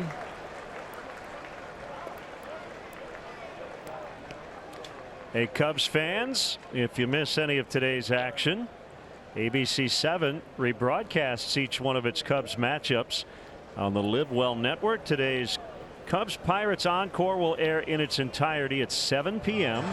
on ABC 7's digital channel 7.2 and the following cable channel positions. What a day for Mike Montgomery. And this call to the pen is brought to you by Lakeside Bank. Lakeside Bank, it's about time. 1-0 Cubs. We'll be back.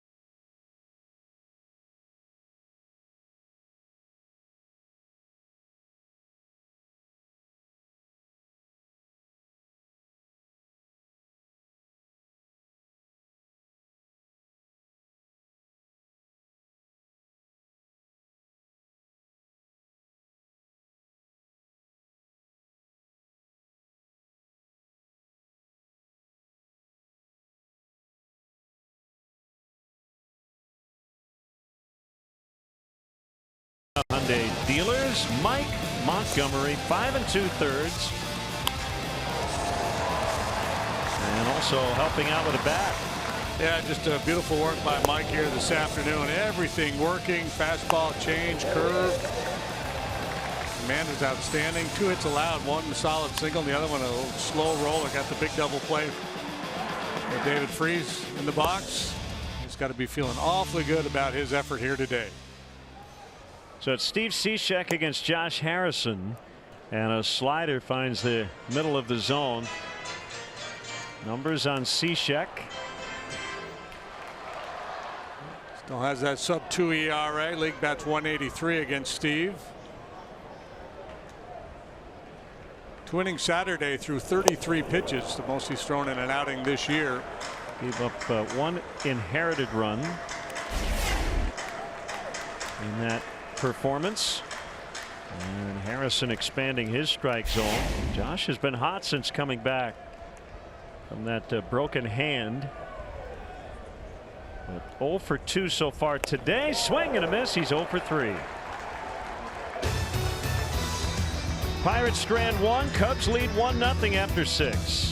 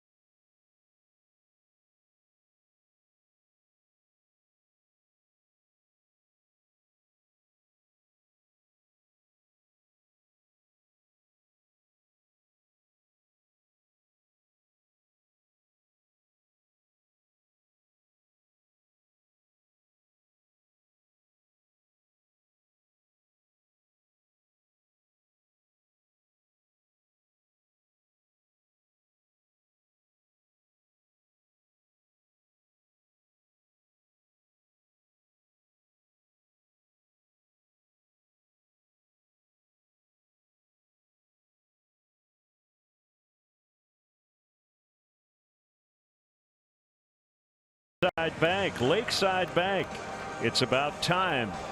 Southpaw Stephen Brault. Yeah, he's moved in and out of the rotation for the Pirates so far this year. 13 appearances. He's made a handful of starts. He's 4-1 with a 4.05. Yeah, he has really gotten tattooed as he faces a pinch hitter, Ian Happ, Pittsburgh native. That's kind of the way Joe Madden drew it up.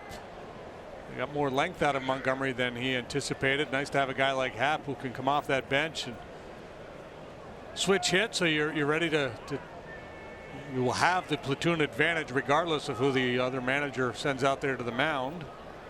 Happ dealing with a sore shoulder after a diving attempt in the outfield Saturday night, and off the bench to bat right-handed here in the 7th inning.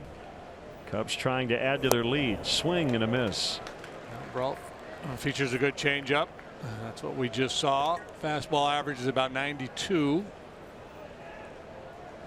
As a curveball, doesn't use it much. So fastball, slider, change, curve in terms of his usage patterns.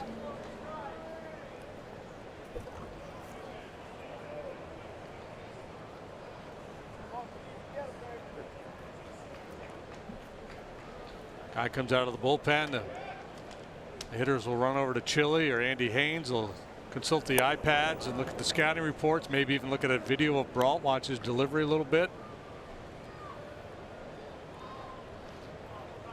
I want to know what he likes to do with first pitch. They'll want to know what he does to try to put guys away when he gets to 2 strikes. 2-2 change is foul.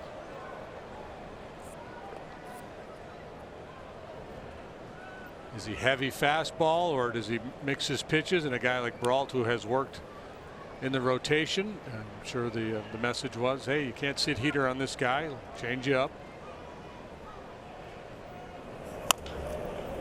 Ground ball, foul past third base.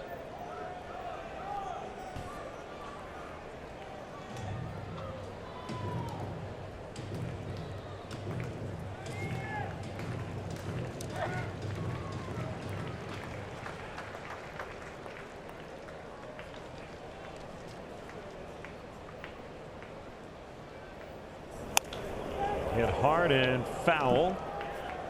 Ooh, nice play. Tricky hop. For some, not for her.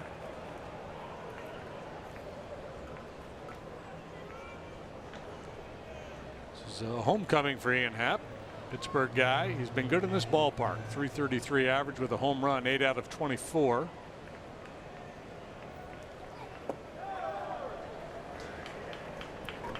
Count is full. A belated happy birthday wishes to Pat Hughes, radio voice of the Cubs. Since we weren't broadcasting last night, his birthday, we wanted to send him our best. Happ strikes out.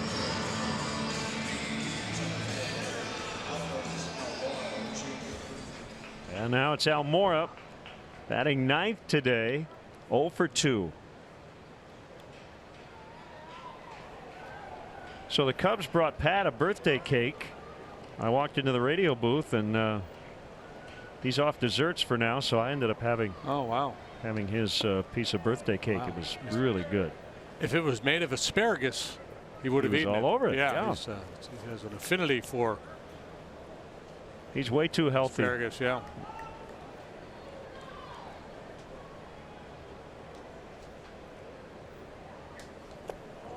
Two and 0 on Almora. The starters were both really good today. Kuhl went 6. Montgomery went 5 2/3, and they are the pitchers of record. Just in terms of the craft of pitching, Montgomery about as good as we've seen from a Cub pitcher this year. Yep. That's into center past a diving Harrison.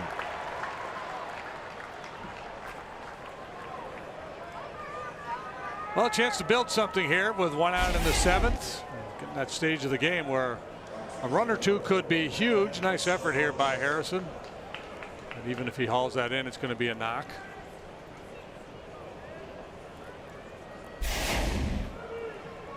Time for right-handed Zoe to have a go here. 0 for 2 from the other side plus a walk.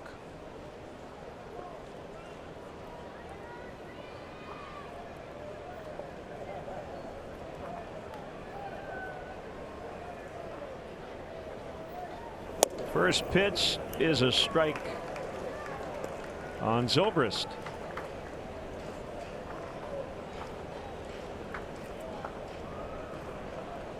First place Brewers have a 2-0 lead over the Cardinals. Bottom of the 4th in Milwaukee.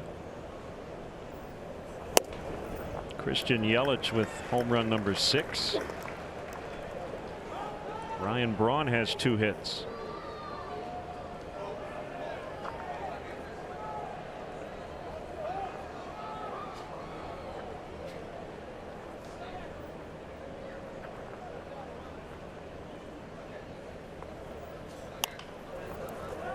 Fouled out of play. Jimmy Nelson due back soon, right? I mean, last time we saw them, I kept hearing end of May. Maybe that was his thought, and the club perhaps thought it might be a little later than that. But, they've done a nice job filling in some holes there in Milwaukee.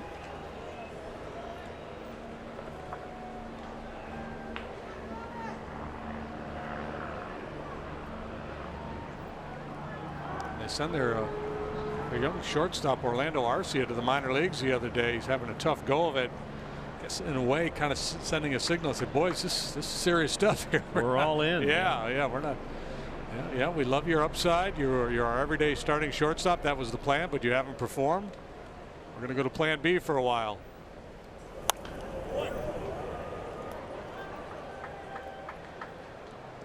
We will see the Brewers again on the next road trip in a couple weeks. And we talked about this the other day. It's fairly common to see that start to happen this time of year. You know, teams don't want to overreact early to a bad stretch, but get to Memorial Day, got a couple months under their belts. Teams start to make some adjustments. Another 0-2. Zobrist in the air. Dickerson's been busy. And he puts it away. 2 down. Addison Russell will bat for Tommy La Stella.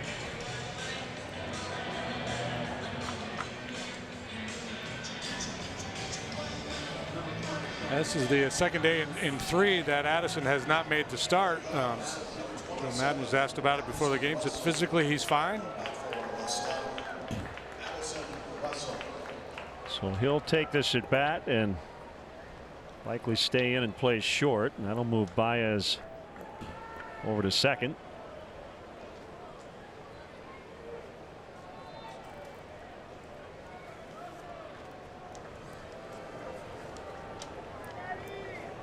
Astros lead the Yankees 4-1. Bottom of the 7th. Justin Verlander. Another excellent outing.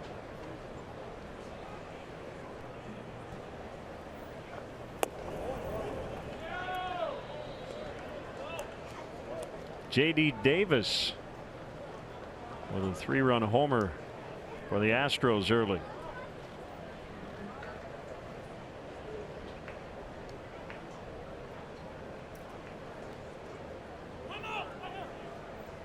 Battle of the Beltway. Nationals lead the Orioles 6-0 there in the 8th. Yeah, they're a National League best 17-8 on the road. So they're starting to feel it. Gio Gonzalez, a 5-hit shutout through 7. Swing and a miss. 1-1. Gio Gonzalez might be the most underrated pitcher in the league. Yeah, his ERA is just above 2. So much focus on the top 2 over there with Scherzer and Strasburg.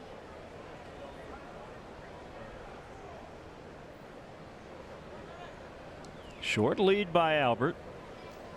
1-1 to Russell. Missed. It was close.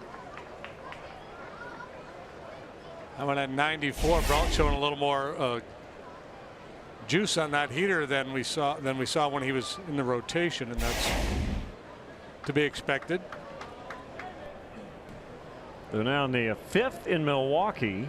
I wasn't quite up to date. 4-2 Brewers in that one. Drive down the left field line. That ball is gone. A home run.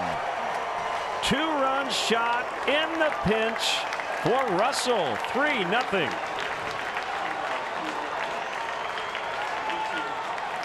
Yeah, boy, that was huge. Little breathing room for the pen now. Off the bench, Addison Russell goes deep.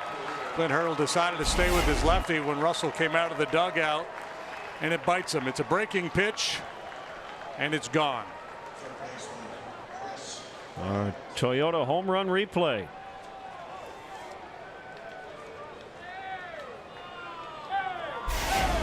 So the Cubs have scored 3 runs on a couple of home runs today. First one for Addy since May the 9th against the Marlins, and now Hurdle will make a change.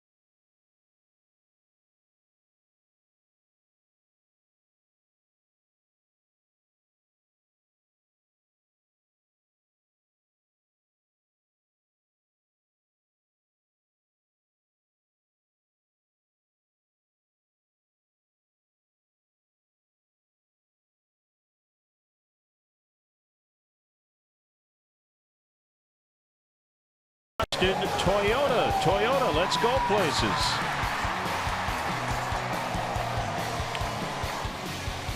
Second home run of the year for Addy. Couldn't come at a better time. Well, I guess Cubs are down a couple runs. It would have been a better time, but it's a huge swing of the bat to provide a little cushion here in the later stages of this game. Kyle Crick, one of the new faces in the Pirate bullpen. And so far this year he's been good. This is his 17th appearance, has a 1.76 ERA. Got his first taste of the big leagues last year with San Francisco. Foul strike on Chris Bryant.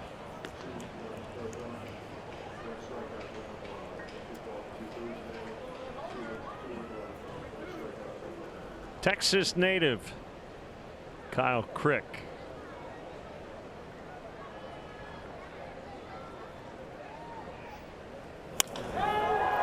Deep left center, and hauled in by Dickerson. Stretch time in Pittsburgh. Now 3-0 Cubs.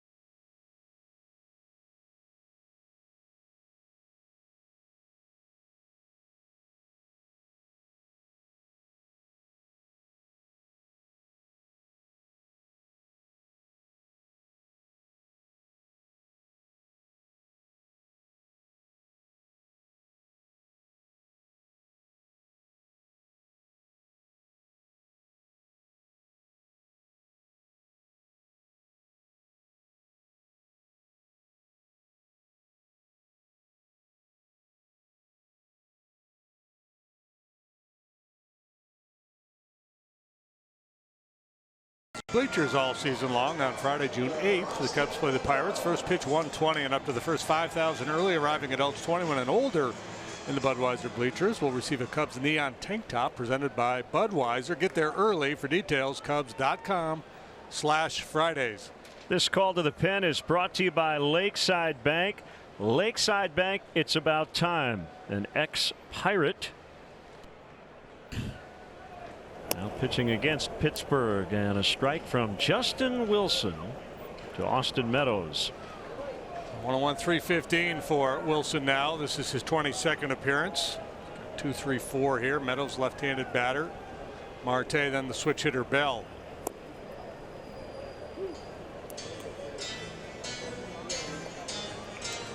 So Russell in it short.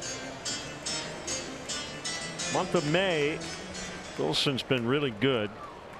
Yeah, he still has walked a few too many, but his ERA 0.87, 5 hits allowed in over 10 innings. Yeah, and even the walks have a different look than when he was really struggling. You could tell he was a little bit lost out there. It's been a good stretch now where he's been able to command that fastball, and it's just the way he pitches. He's a high strikeout guy. He's going to walk a few. Generally doesn't give up many hits. California guy, drafted by the Pirates out of college. Fresno State.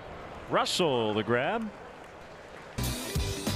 Keep up with everything Chicago. Join Ryan Cheverini and Val Warner for Windy City Live weekdays at 1 on ABC 7. Unless the Cubs are on.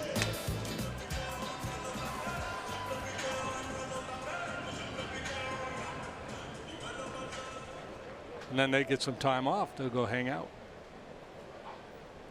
Marte with 1 out.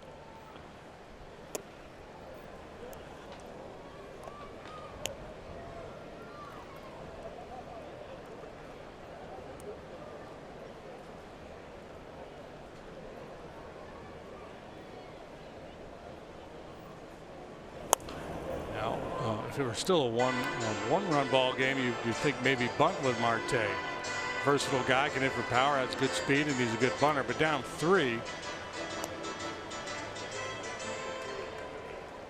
certainly with 2 strikes, he's now full-on swing mode. Former teammates, Wilson and Marte.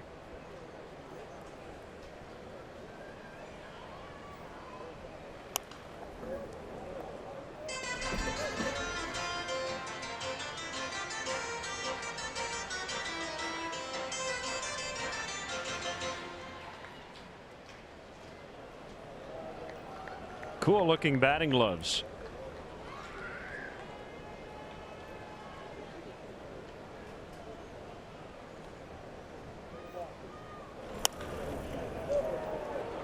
Baez turned all the way around, and he's got it.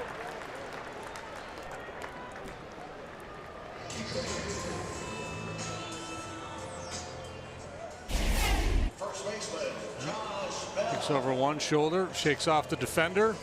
Yeah, not how you teach it, and he makes it look easy.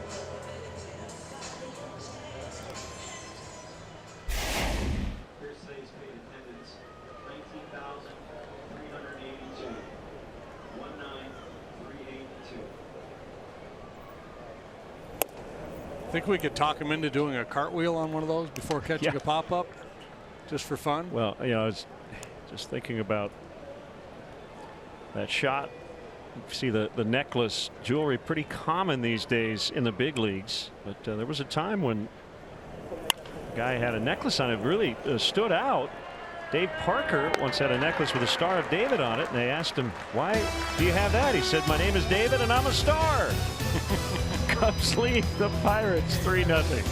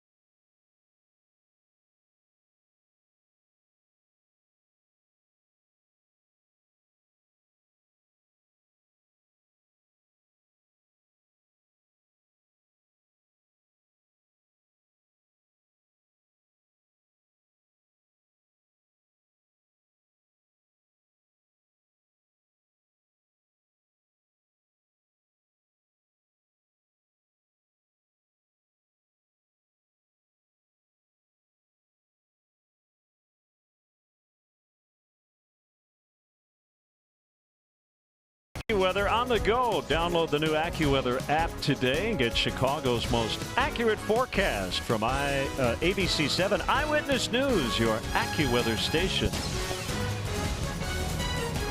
And sports with Mark Giangreco.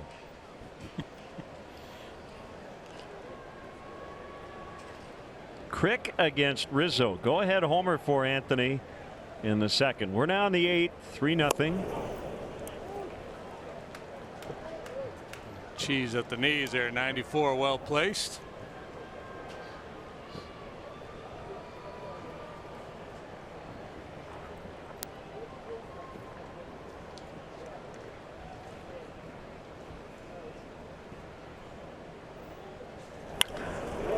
There's a line shot in the center. Good day for Anthony. Earlier on, the drive of the game was delivered by Anthony Rizzo and presented by Mercedes-Benz, the best or nothing. First pitch swinging was Rizzo. And we got the Cubs off and running here today. Nice day. Home run, walk, solid single.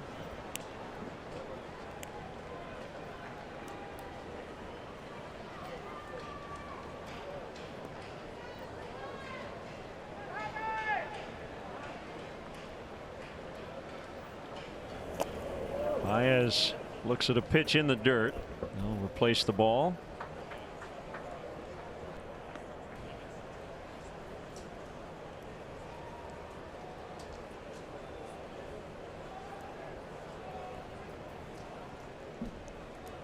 Cubs out hitting the Bucks 7-2 as we play in the 8th inning.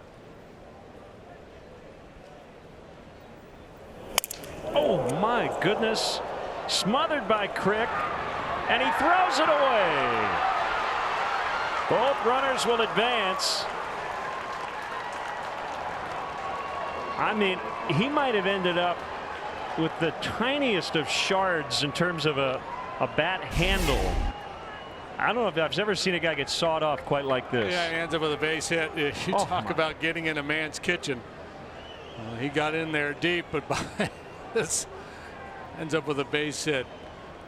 Base hit E1. And that's going to force the Pirates, I believe, to bring their infield in. Yeah, that's a trophy for a pitcher right there, to shatter a guy's bat like that. So Schwarber gets the walk. It's a really interesting little exchange. Doesn't mean anything, but you know, with now the pitchless intentional walk, the home plate umpire Bill Welke was over near the on deck circle. Clint Hurdle was holding up 4 fingers. Kyle Schwarber looked at the Pirate dugout and said, "Can I go to first?" And Hurdle said, "Yeah, go ahead." And Kyle said, "Hey, Bill, he walked me." So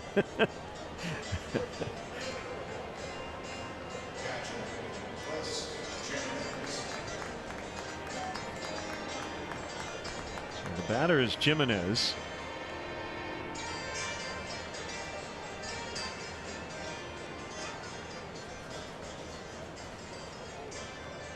Well, the key here now, you feel really comfortable with the Cubs bullpen, the way they've performed this year. But if you can put another crooked number on the board here, that could change the way Joe uses his bullpen to finish this ball game.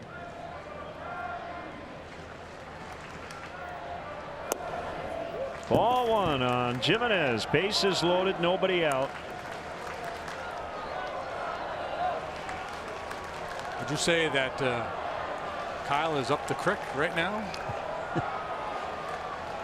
Being a Texas guy, I'm sure that's how he would say it. Double play chance, although they're going to go home down 3. Oh, that ball thrown into right, and Diaz down, and the Pirates very upset. Baez scores. Schwarber to the plate. He is safe. Elias Diaz is down and out. And Clint Hurdle wants to know how they didn't give him a double play. We're going to take another look here. Right now it's 5-0 Cubs. Looked like a clean slide. Yeah, it's a clean play. I mean, the rule is you can't go out of your way to blow up a catcher at home plate, but Anthony's sliding towards the plate. I mean, he's all over home plate as he makes contact with the catcher.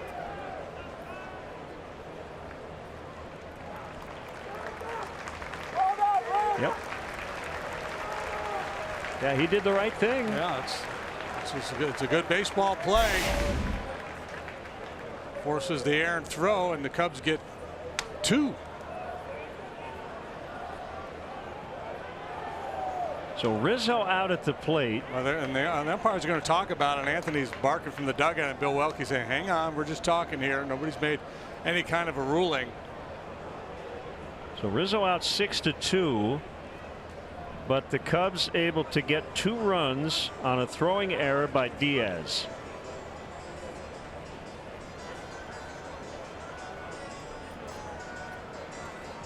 And they're going to want to review this. This is going to be an umpire review, I think, regardless whether Hurdle issued a challenge or not. They want to take a look at it. And before they even do, Joe says, "Wait a minute here. What's?"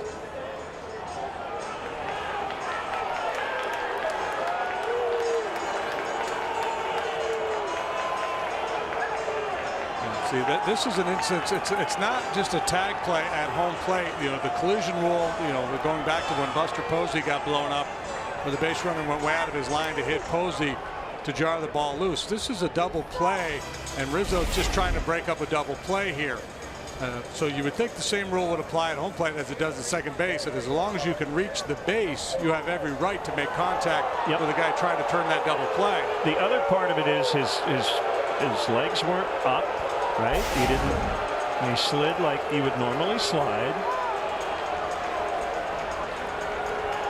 I know this much. If they overrule this, at least one Cub will be ejected. I'm not sure. It's either number 70 or number 44, maybe both. Yeah, I can't. Unless we are missing something, that there's nothing here to overturn.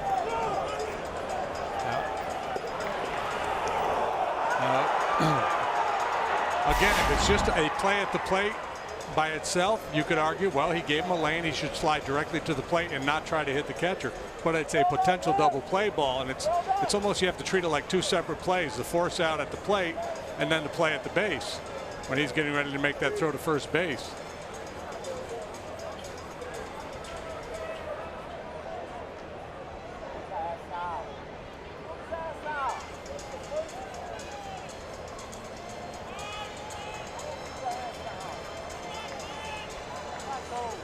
So the Pirates have committed 2 errors here in the 8th inning.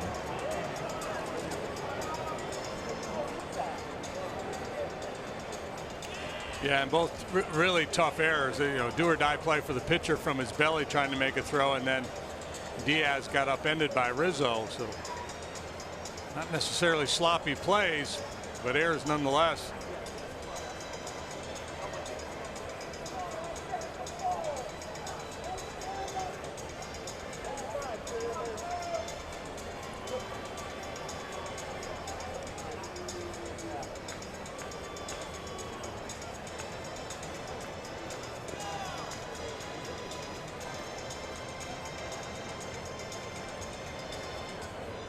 Everybody waiting here, and we've probably reached that 2-minute mark in terms of where they like to be when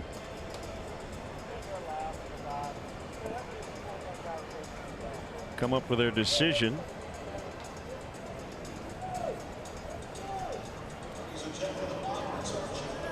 As you said, this is a crew chief review. This is not a Clint Hurdle requested review.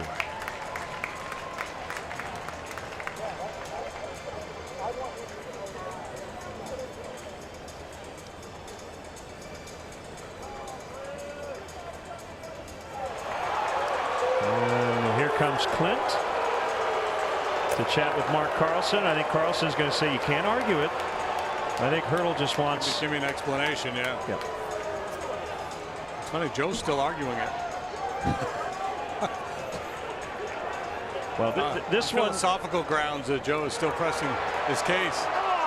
This is interesting. Both managers out there at the same time. So Hurdle is out, and yeah, it is weird to see both managers arguing the same play. The same play, and I think for Joe, and obviously we'll get his explanation after the game. That home plate play and the play at second base, the rule itself, all the rules around it, he doesn't agree with, right? So any sort of play, even though this benefits his team, I think it's the principle. Yeah, the fact that they had to you shouldn't have had to look at it in the first place is probably what he was saying. Yeah. For the Cubs, number 22, Jason Hayward. Will bat for Wilson. Jason Hayward. So 5-0, and Jason Hayward in the pinch for Wilson. Jimenez has been right in the middle of the action today in his Cubs debut. He's at second base. And a foul strike. Yeah, reached on fielder's choice, second base on the throwing error.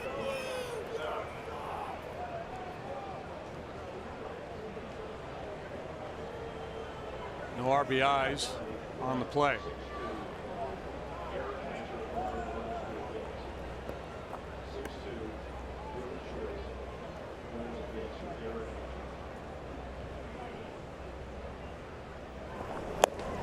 Foul tip. Jason lost his grip with that bottom hand. 2 strikes on him.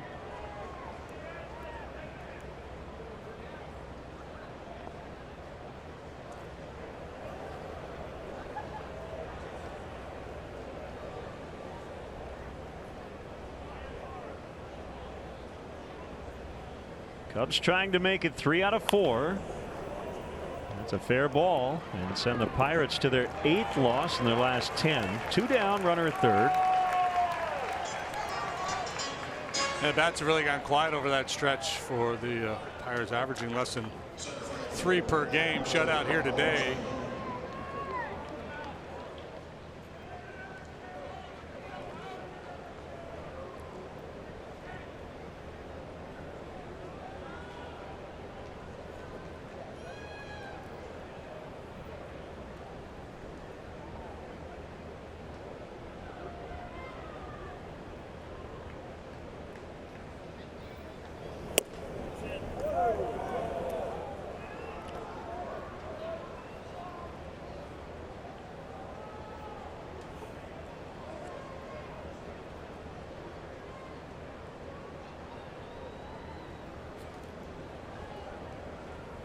One-0 pitch, a chopper to third, picked on the short hop by Freeze.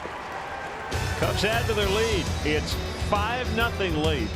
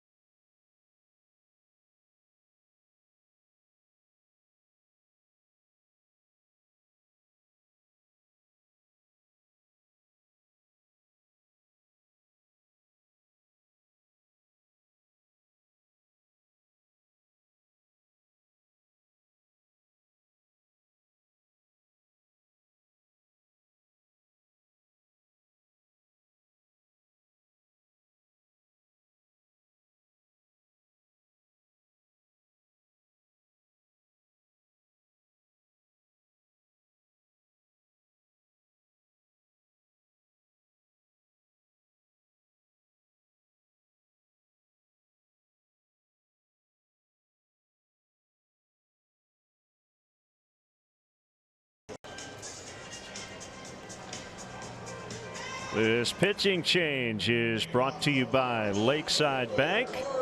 Lakeside Bank, it's about time. Time for Pedro Strop. Pedro is 3-0 now with a 1.66 ERA, pitching for the 23rd time.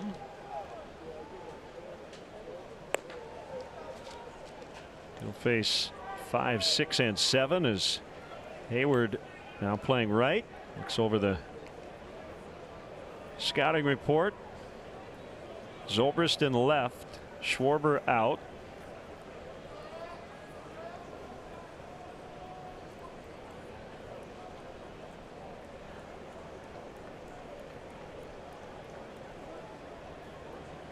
Gave up a run Friday, scoreless inning Saturday despite a couple hits, a couple of walks.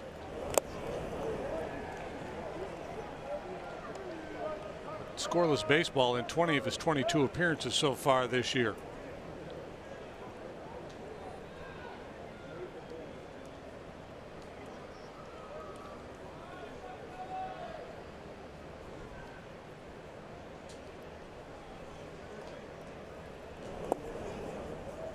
In the dirt. There's a little discrepancy, but according to one account, this is the 2,500th game ever played between these two franchises, and that is the most in Major League history. So the Cubs and the Pirates have met more times than any other opponents ever. 1 and 2.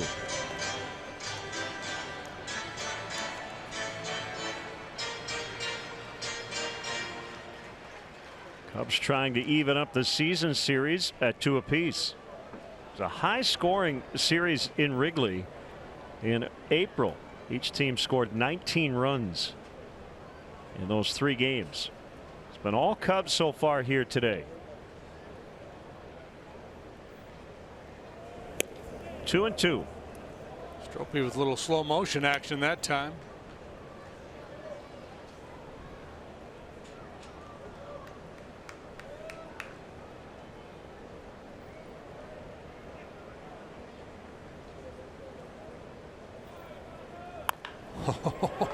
Shallow center. Almora slides and makes the grab. So nice job by Strop to try to upset Dickerson's timing, but a nice job by Dickerson to get the bat on it. Yeah, but the problem is he didn't have to swing.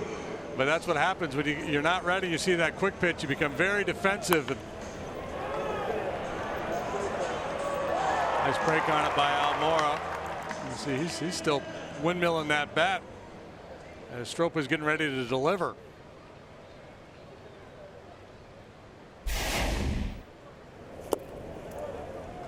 Freeze whiffs. 0-1 on the veteran third baseman.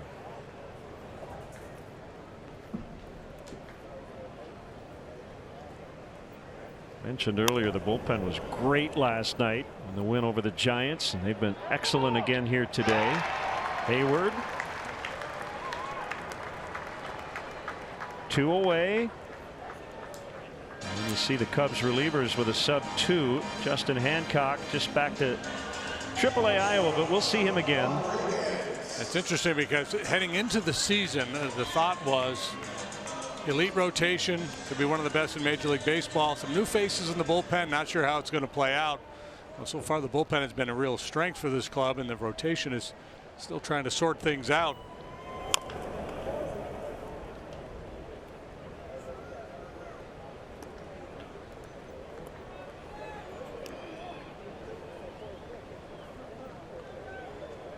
That is dedication every day. I wonder if he's having grog. Swing and a miss. Good slider.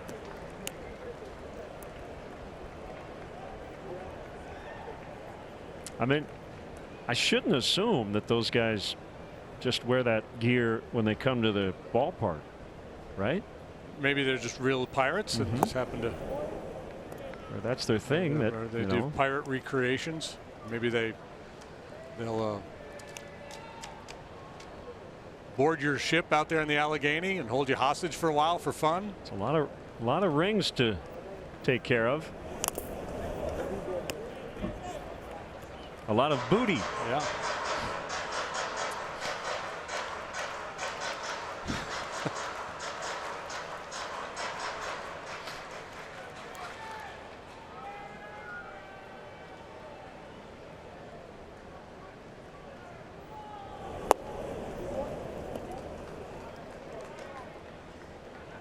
The high seas are pretty quiet today. Just a very few calm boats out there. leisurely heading down the river.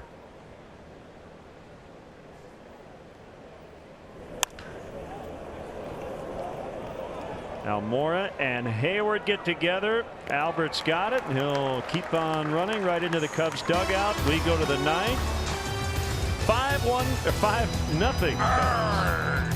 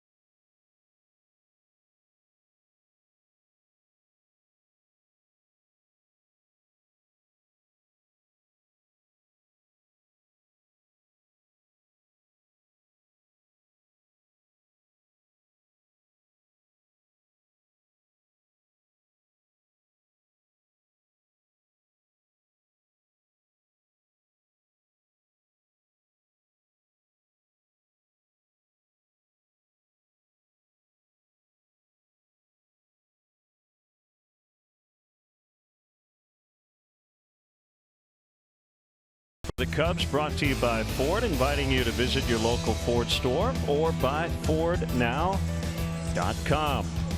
Night games to finish up the set. Start a 4-gamer in the Big Apple on Thursday. We're going to need 4 days to go over all the Mets injury problems. So an annual event at the Metropolitans. Here comes a Richard Rodriguez. Enters the ball game for the 17th time, and he's got a 1.40 ERA. Little strikeout walk numbers. My goodness, 19 in the third innings. He has struck out 31 batters and walked only 3.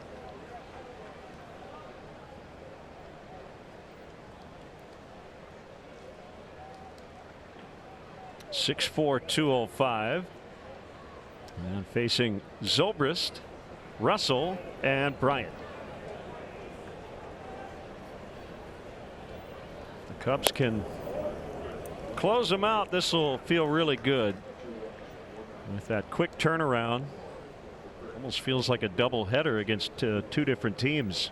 Giants late last night and the Pirates early this afternoon.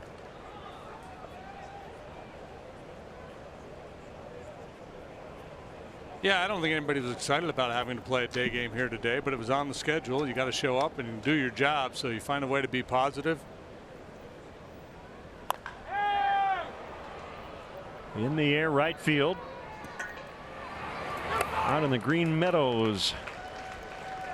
And it's Austin Meadows to make the play.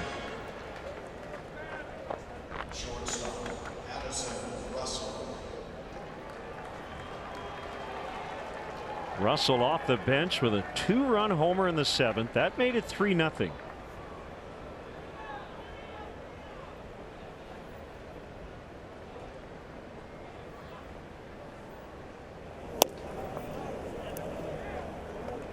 Rodriguez not a kid. He's 28.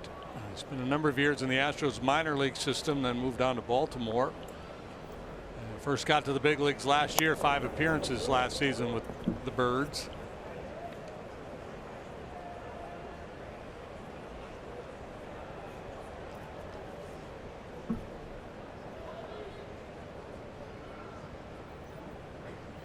Winds and fires, and the pitch is too high, and it's 1-2.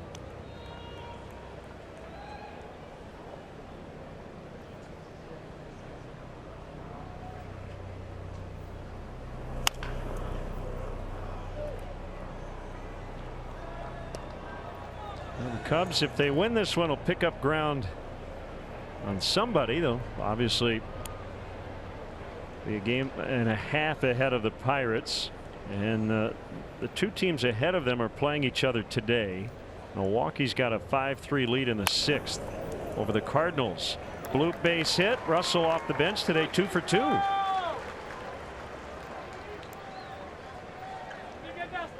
Yeah, 2-run homer and a off the knuckles flare to right.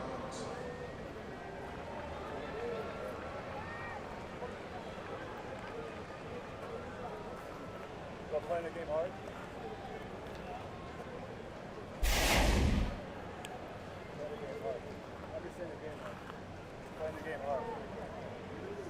He probably hasn't taken too many offers in this ballpark.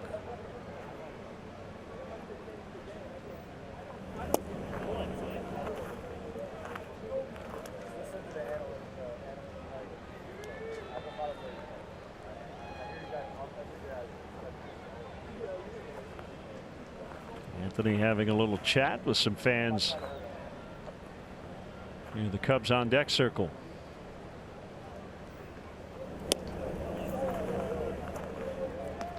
Two and 0 on Bryant.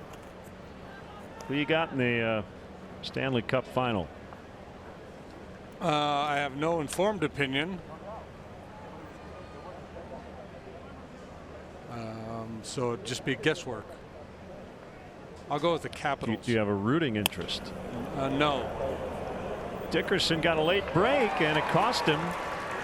And Bryant does reach.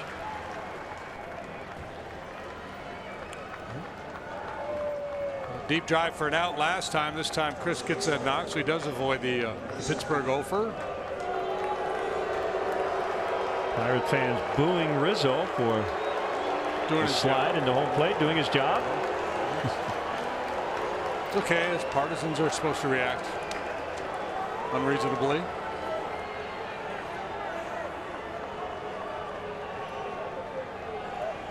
Quick friendly chat with Diaz.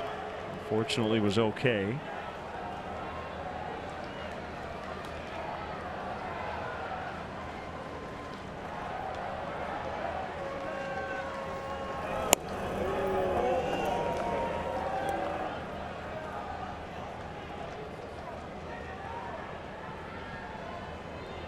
It is not meant to be a contact sport, but every once in a while it happens. And when it does, you'd rather not be the guy involved who's not Anthony Rizzo, right? He'll usually win that one. Runners move up. Yeah, and you'd much rather have Anthony Rizzo sliding and taking your legs out from underneath you as opposed to bowling you over like in the old days when there'd be a play at the plate.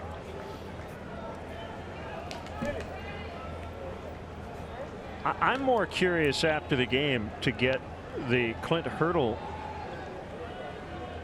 reasoning for the ejection than why Joe talked with Bill Welke, because from our vantage point it looked like a baseball play. Foul.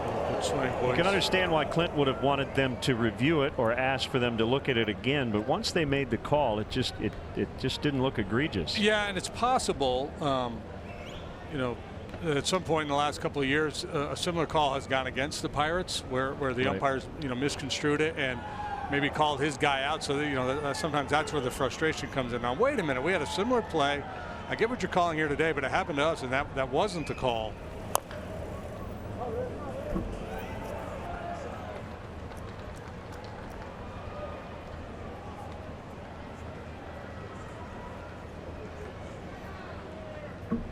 And then there's the whole manager psychology play too, that my team is struggling, we're not scoring runs, so I'm going to go out and argue, even if I know I'm probably wrong. I'm going to make some noise, get thrown from this game. Maybe that helps rally the troops. That's a base hit. 2 runs will score. It's 7-0. Big day for Rizzo. Homer, walk, ground out, single, 2-run hit. He's driven in 3. Yeah, despite his struggles, he continues to drive in runs. He's having a very good month of May in that regard. Early on there, he had that one stretch where he was just outstanding. But this, you talk about good batsmanship. That's pretty right there. Couple guys in scoring position. He knows a little single will get the job done.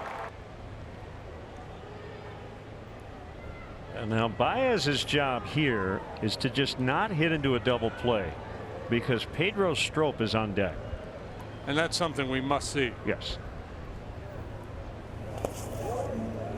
Breaking ball in the dirt.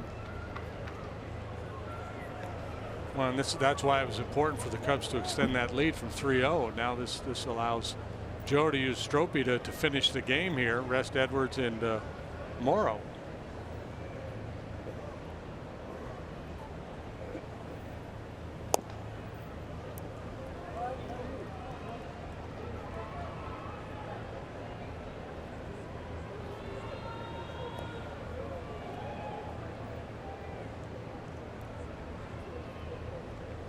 Three consecutive singles with one out here in the 9th inning. Make it 4.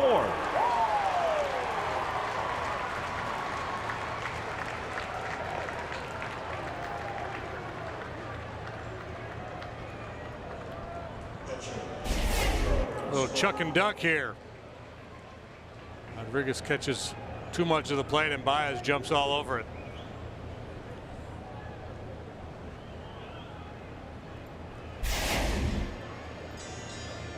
So Strop, without batting gloves, just grabs some dirt.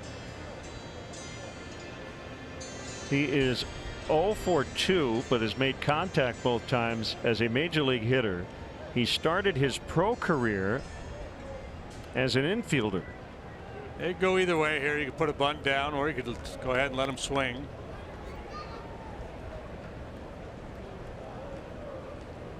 He can throw a slider, but the problem for him in the minors, he couldn't hit one.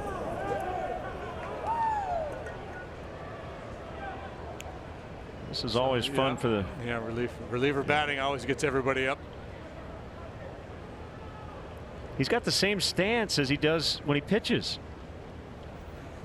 If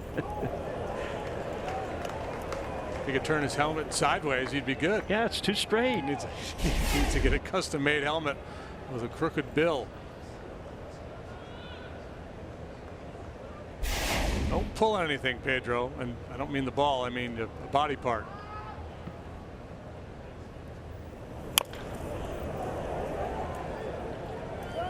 He is not trying to feather one out into center. No, sir. He's getting his money's worth, as they say. Doesn't know when the next opportunity is going to come along. 7 career homers in the minors and a 207 lifetime average.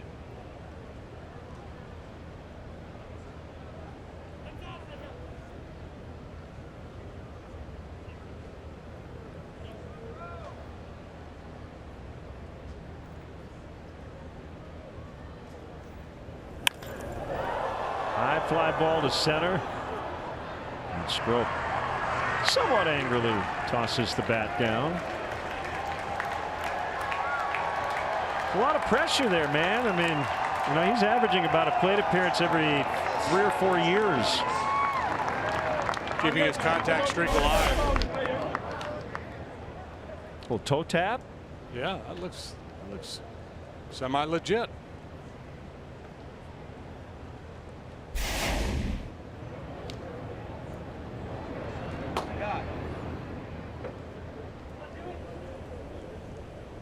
Jimenez for the 5th time.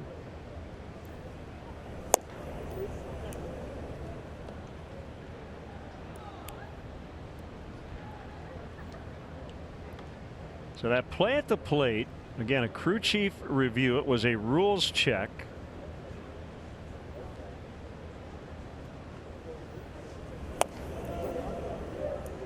One ball, one strike.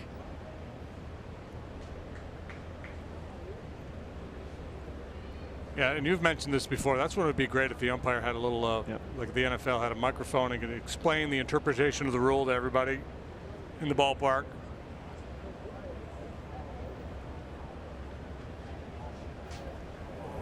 call stood. In New York, they could not conclusively decide that Rizzo failed to engage in a bona fide slide.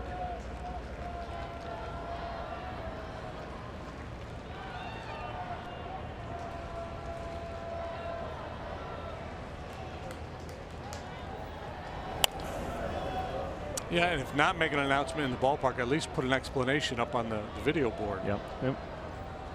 We get notification, but typically it's not for 4 or 5 minutes.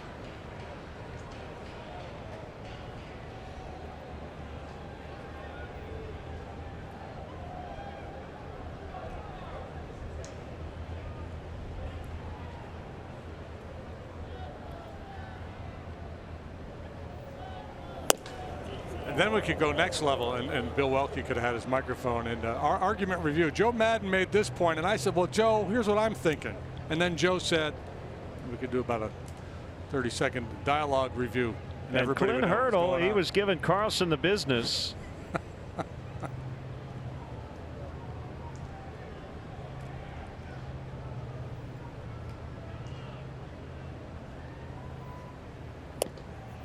Called strike 3.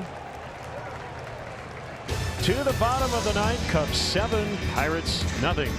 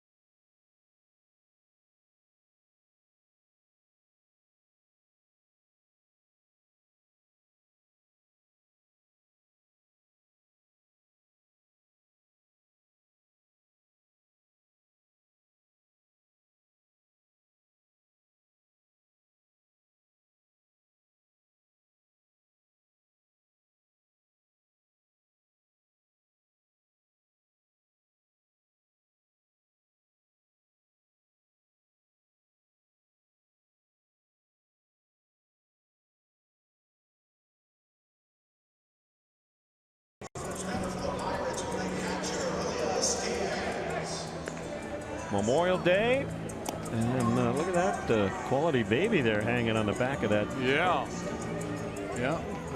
Quality baby just trying to make it on board. Now here comes Luke Farrell, so not Strop to finish the ball game, but Farrell just was called up, and Luke pitching for the 7th time, 1-2 with a .794. Had a rough go of it there in St. Louis before he was sent out. A couple costly home runs. So good to see him back, and he can try to put that behind him. Northwestern product, and a first pitch strike on the catcher Diaz.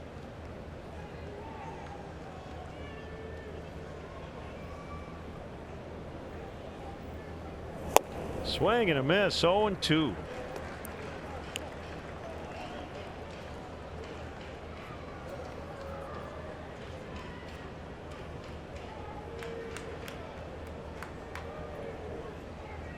Will turn 27 on June 7th. Long and lean, 6'6", 210.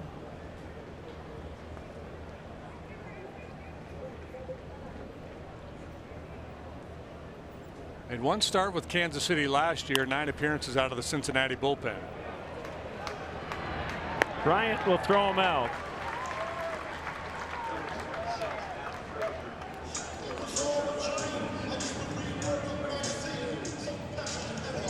This has been complete domination by the Cubs pitching here today, led by Mike Montgomery.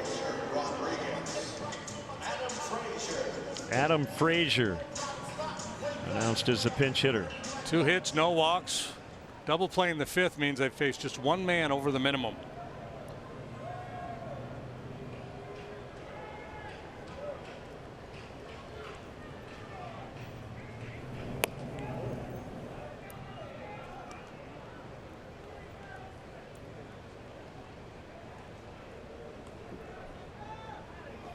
Left-handed bat.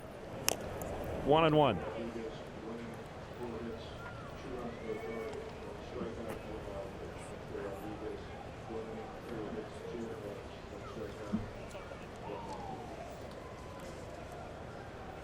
The Cubs are hopeful Yu Darvish will be ready to make his next start this coming weekend. Don't know for sure just yet. So Montgomery's next appearance could come in relief. 2 outs here in the 9th. And a chance for his first win this season, and he's an out away from getting it. Yeah, well, think about the developments over the last couple of days. The Darvish, the announcement that Darvish is going to go to the DL with the triceps. Chatwood makes the start last night. Has the control issues again. They give up a 3 spot in the 1st, and at that point you're thinking, oh no, this is going to go south. We got Mike Montgomery having to make an emergency start tomorrow in Pittsburgh after a night in which we're likely to get in at 3 or 4 o'clock in the morning. So there's all these bad case or worst case scenarios you could have projected. Bullpen does the job last night. Cubs come back, win that game easily. Montgomery steps up today, pitches a gem, and you're going to end up winning these 2 ball games. 1-1 on Harrison. Now there's still the matter of Darvish's health and Chatwood's control, but micro short, just in the last 2 days, good stuff.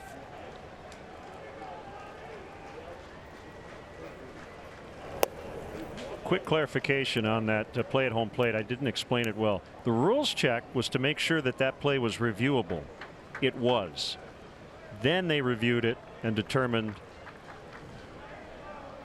that they couldn't overrule it based on what they saw in the video. So the rules check was not the slide rule. It was, is that particular play reviewable? That's why I think it took a little longer than normal.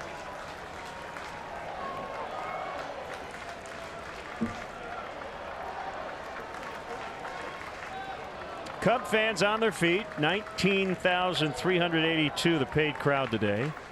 And a 2-2 from Farrell. Swing and a miss. Cubs win.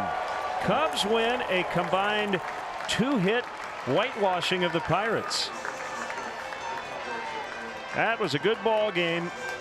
And the Cubs are going to sleep well tonight. Yeah, or later this afternoon. Yeah. Short rest playing in this heat. There's going to be some tired guys when they get back to that hotel, but they will enjoy a nice afternoon nap with a comfortable W under their belt, largely because of the work of Mike Montgomery. The long ball, of course, a big part of it. The Russell home run off the bench was huge, and there's Anthony Rizzo, who got it started with a solo home run. He had a big day today. Cubs convincingly banging out 12 hits, scoring 7 runs. So through the first 50 games, they're 28-22. Now a game and a half ahead of the Pirates, and they'll at least